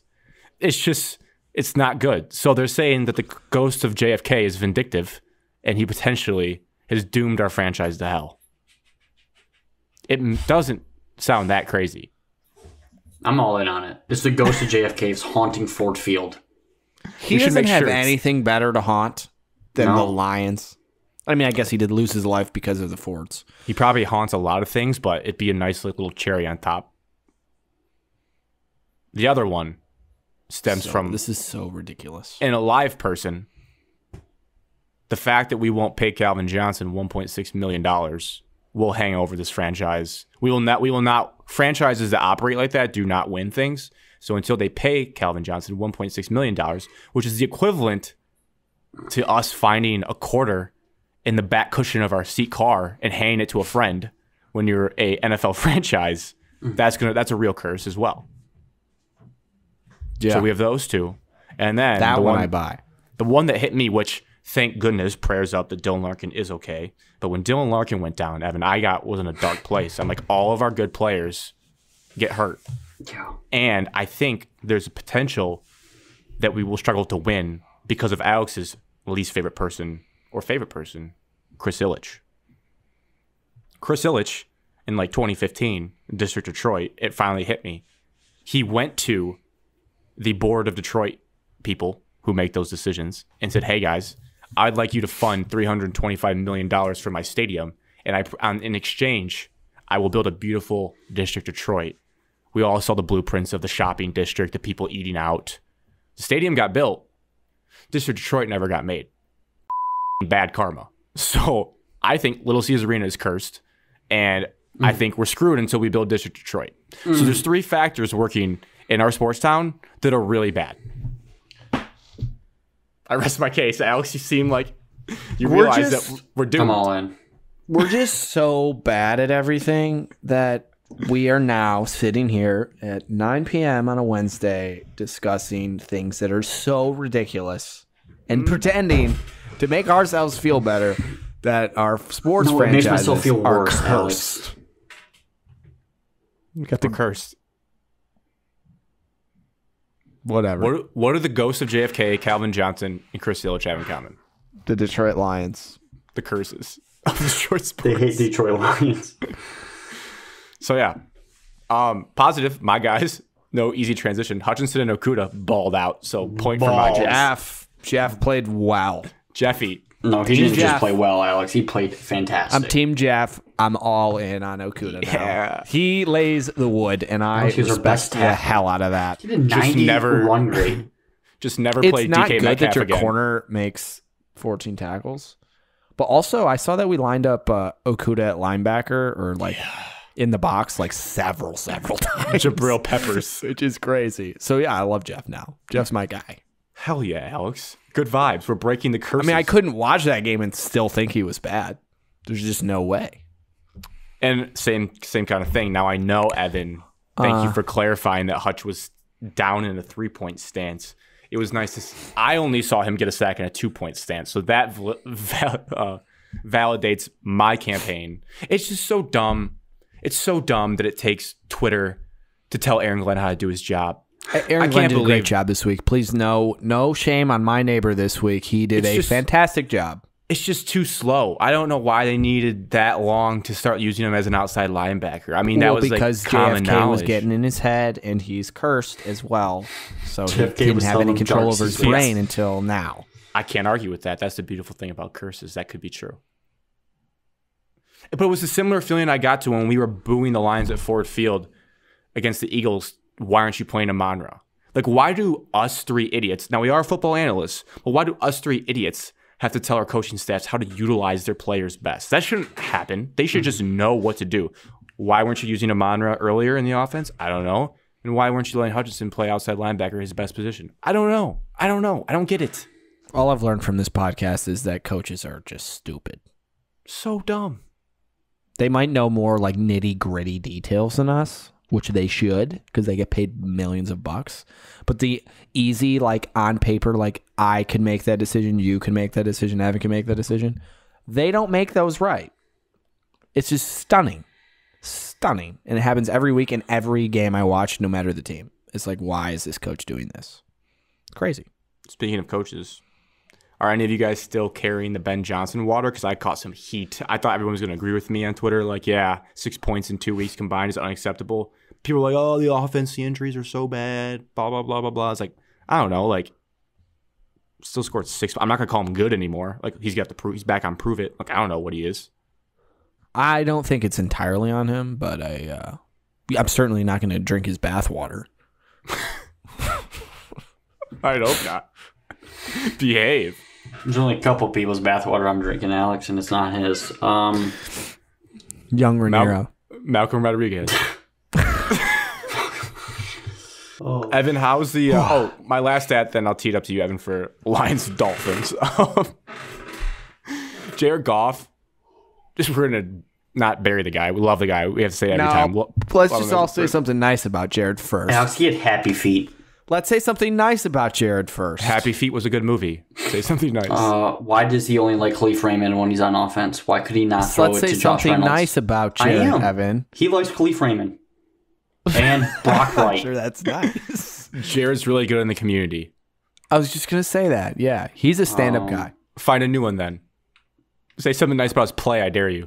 He has great taste in women. About his on-field play, I dare you to find one. He was a very productive player at Cal. He's an NFC champion. He has not completed a ball in the air. Stop. 26 yards or more downfield. It's because Jameson's not playing. It's just really bad. Alex, I don't even know, again, if he could hit Jameson downfield. I don't know. I'm tired of the Jameson excuse. I'm tired of the Jameson excuse. It's so Me too, crap. He's not even playing this year. I'm getting mad about that, too. Guys, I was gonna say something that will please both of you. Don't care. Screw the Lions. Okuda All-Pro. Never mind. I'll just lose out. Myself. Alex, what is it? I was just going to say, yes, I agree. The Jared Goff experiment is over. You have to. Yes. He was indoors. He still didn't even play well. Great guy. Great backup. Well, he's indoors. He's indoors this week, Alex. Let's see if he plays better. I'm not going to watch. Busy on Sunday. No. I got a hot day. I have nothing to do. Oh. Watch your fantasy team lose again? I won this week, Evan. I scored the most points in the league. Congrats, bro. Thank you. Lions, Dolphins, 1 p.m. CBS. If you guys get this announcing crew right, Michigan State will win the football game on Saturday. No looking it up. Eagles' son. No. I've never heard of these guys. Ever. No. First letter, first name? A. Adam Amin. No. He's on Fox. Damn. All right. Spartans are getting routed. It's Andrew Catalon and James Lofton. No, Andrew Catalon's pretty good. What? He does college basketball all the time. Right. I have no idea who he is. He does college basketball games all the time on CBS. Honestly. Evan, how is Detroit going to win this game? And why are they going to win this game? They're not going to win this game because their safety play is very poor, and Tyreek Hill's just going to get behind them 24/7. If not, Jalen Waddle will be open. However, their offensive line is somewhat okay. You just have to blitz, which we do. We do blitz a lot. You have to blitz to it and make them get rid of the ball quicker than anticipated. So then defensively, I don't really think they have that much. I was hoping you would chime in something, Alex. Maybe contribute to this. Yeah, maybe, Alex. The Lions' chances of winning and keys to winning. How do we win?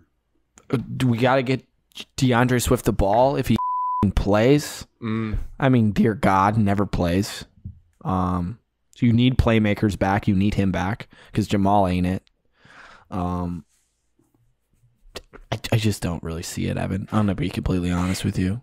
Maybe if Jamal cries again in a it's at home. Speech. Defend the Den. Our crazy loyal fans will, I'm sure, be loud and proud as usual. I hope nobody goes. It's stunning that stadium fills up still. Like Jamal Williams contract. And why is it already too high? I hope nobody goes. I got Dolphins 42, Lions 17. Jeez. 42? That's ugly. I mean, The defense played well last week, and Okuda is a superstar. I mean, they have Tyreek Hill and Jalen Waddle. We're going to learn more about Jeff Okuda this week. Tyreek Hill on turf just feels like a bad little matchup. I'm excited to watch Tyreek Hill. He is awesome to watch play football. I got...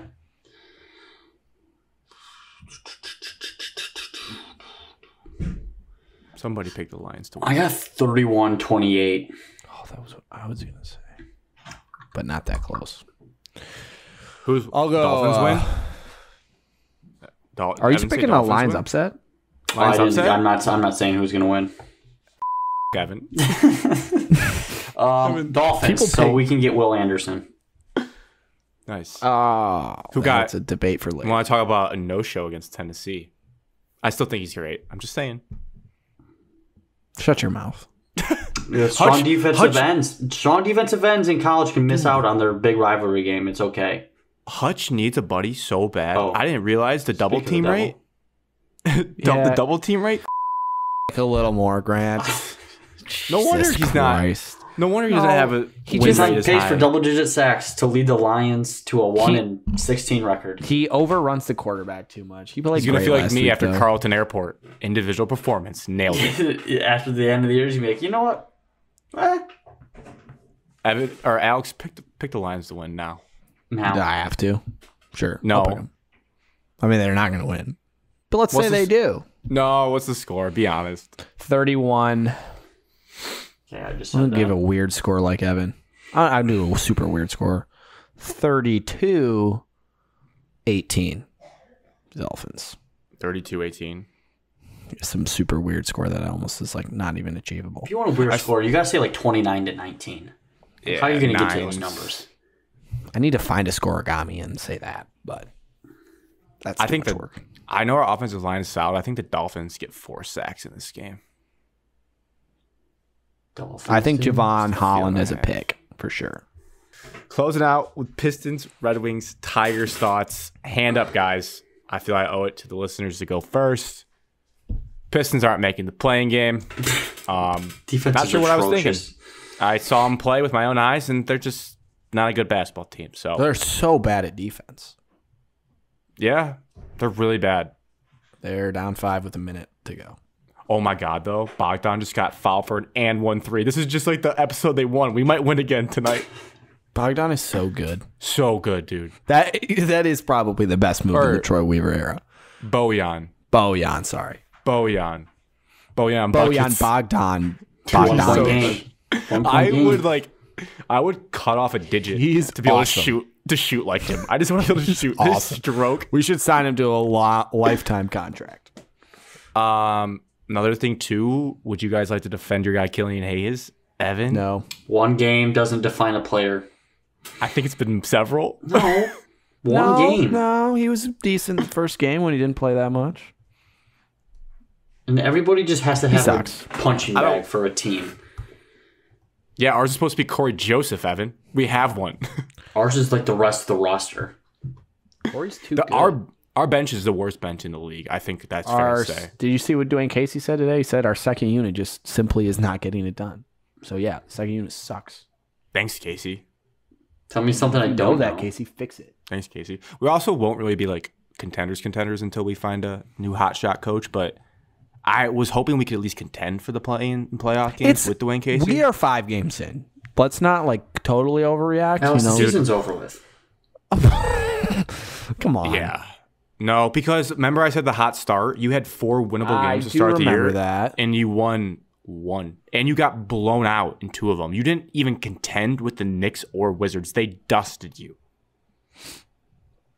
Evan, I don't know what Killian Hayes games you've seen. He's really bad. I just looked up his stats. He's terrible right now. It's still early, like Alex said, still early. Unless he's playing well tonight. If he's playing well tonight. I doubt it. He just turned 21. He just figured out what alcohol was. It's throwing him off. Nope, you can drink in Europe at like 16. But he's been over here for 2 years, so he can't drink over here. What about 5 years ago? Can I at least get that Tyrese Halliburton should have been the pick over him, Evan? Yeah. Yeah, Yes. probably. It'd be crazy not to say that. Killian Hayes Alex? hasn't been traded. Halliburton has. Oh, a worse franchise than ours? Confirmed. I respect that spin zone. I'm sorry, Alex. I have done some digging. Cade Cunningham is still a vegan, which will continue to hold back his performance. What? So TNT lied to me in the preseason game. I think Charles Barkley lied to you. Wow. Also, hot seat, John Beeline for changing Cade's jump shot. Well, Why here's did the he do thing. that? I know it's fun to say that. I don't Trust know. John Beeline. But No, I Evan don't- hot seat, as in that's bad. I understand that. But do we know he's actually the one doing it? That's Yes, where that's I'm his confused. job. That's 1,000% his job. Until Job's someone player development. until, Correct. Changing and- jump shots. But Cade Cunningham has a personal trainer in Ashton DeTraina. I don't think he's listening to John Beeline over Ashton DeTraina. If it's John Beeline doing it, I want him fired. I'll put my bias aside. But I'm not going to bury John Beeline because I don't know if that's him. But yes, I heard people talking about Cade's jump shot, and I went back and looked at Oklahoma State. I hate how it looks. I hate how his new jump shot. It looks like a push shot. I don't know who. He needs to go back to whatever he was doing. I don't know why. I don't he know who changed. was in his ear. He shot 40% at Oklahoma State, and he shot 31% last year, and is on pace for 31% already. And it just looks bad. I don't know why you changed it. I don't know what happened. We're cursed. That's all I can think of. Why do you change a 40%? They lost. So 1-4. Damn. 1-4. Last thing I had before I kick it to Evan was Scott Harris making moves, cleaning up dead weight in the Tigers, firing training staff, which I talked about because you get fired. it's Great always job a weird by thing him. because we're not doctors. We don't know how injuries happen. They're freaky. But when that many guys get arm problems and everyone gets hurt, I was like, what's our training staff doing? So shout out to Scott Harris for just cleaning everyone out and also hiring someone from the Tampa Bay Rays who seemed to do things right. So shout out to him. Good hire. Good hire all around. At Evan, least, we always say everyone's a good hire, though. Except we were Dan skeptical. Campbell. We were skeptical of Dan. We wanted Rob Saleh. Print the shirts. To our Red Wings correspondent, scratching his neck, Evan. Yep. Anything to report from Hockeytown? Talk about Yeah, that from 5-2 loss Hockeytown. first. Lost our first regular season game last night. Can't go undefeated. Got smacked around. Got smacked around with our backup goalie in. Okay. I watched the YouTube highlights. They're big for me. That's huge for you. I would not watch a 5-2 loss. I pretend it didn't happen. I want to see the suffering. It's 6-2, Grant. Huso saving 94%. Starting goalie. Very well. Grant's guys leading the team in goals. Evan, I actually have a question, just really briefly. How often he does might the be backup tied now. goalie play? Huh? How often do you give your starting goalie a rest?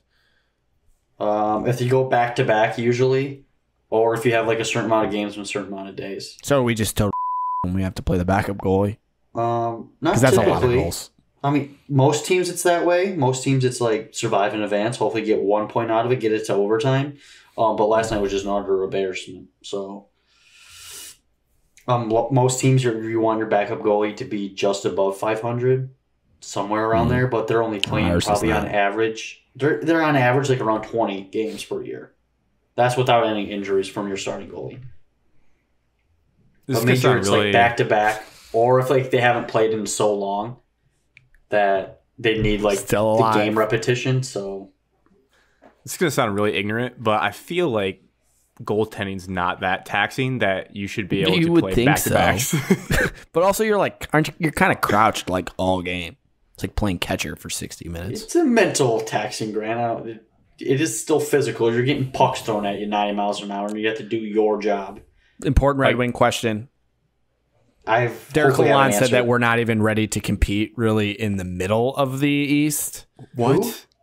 Our head coach. Our head coach. He said that? He's told everyone to pump the brakes. I'm not even sure that we're ready to compete in the middle of the pack of the East. So maybe we should all, just in case we go severely downhill, I'm telling you guys now. Well, that tomorrow's quote. not going to help the fight because we're going into the Garden and playing a 6-1, 12 points already Rangers? on the year Bruins team. Oh. We're playing Shesterkenberger in the Yeah. Garden? Let's go in there and win. I don't think Why not? he has like the focus on what's going on, you know? I mean, it's okay to say that if our head coach is telling me that we're not very good, I'm going to believe him. And I don't respect the honesty. But just I don't think our coach is seeing what I'm seeing. Compete, I think he used the wrong words. He said we can't compete in the middle of the pack. I don't know the exact quote, but it was basically saying like we're not ready to compete really even for like the middle playoff spots. Look, Husso for Vezina, Sider for Norris. What is the most valuable player in the offensive league get? What's that trophy called? Can't even tell you. Conn Smythe. Larkin for Conn Smythe. Why not us? Come on. Aren't we like 8th place in the we're in the playoffs right now. And he shot Trae Young, missed his 2 free throws. Last thing about the Pistons. Tigers.END needs to start over Isaiah Stewart sooner than later. Correct. I saw a 1-minute cut up that I liked on our account for this podcast. I did not retweet because I didn't want to bury a kid, but Isaiah Stewart might be the worst screen setter in the entire league. It's gross. He doesn't touch, for being a big bully that he claims to be, he doesn't touch bodies out there. It's gross. So until he starts catching bodies in screens, like his ancestor Bill Laimbeer used to do, knock people out. Ancestor? He's alive, Grant. Bill Laimbeer's alive. In bad boy lore, you can't say you're going to be a bad boy and then like slip every screen you set. Pistons lost. He's also wearing neon shoes right now. Yeah, so does Killian. Evan, get a hold of your boy. Tell him stop wearing neon shoes when you stink. It draws more attention to you. Boyan's so good, the national European holiday today. Sorry. All right, that is our show. A good 2-hour rivalry preview. Jesus. Love that. Let it soak over your body. It's going to be an hour 40. Last year's recap of the game, we only talked about the rivalry game. It was 2 hours and 15 minutes. Wow. How could we not? That was the game of the century. I was listening to it back. I couldn't even get through it all because I was trying to like see if there's anything good to pull for this week's show. I was like, I can't even listen to this. It's so long. Like I was like, we were going all different sorts of places. At Shot of MS everywhere. Apple, Spotify. Oh, the Bogdan brothers are hugging each other. Bojan and Bogdanovich. Imagine me Bogdan Bogdanovich. Apple, Spotify. Funny. Cheers to episode 94. Take that hat off. To Sean McDonough back in the big house. We're going to exercise the demons of 2015. First time being back since that game. I want to associate his voice with good things so I can enjoy him like Evan does. Because right now I hate his guts. It's not his fault. Having Sean, it's a good omen. Cheers to that. It is. Cheers to Sean high school McDonough. Playoffs. Cheers to Paul Bunyan standing in East Lansing. And cheers to Sean McDonough, Evan. You can't not say that. I already said that at the beginning.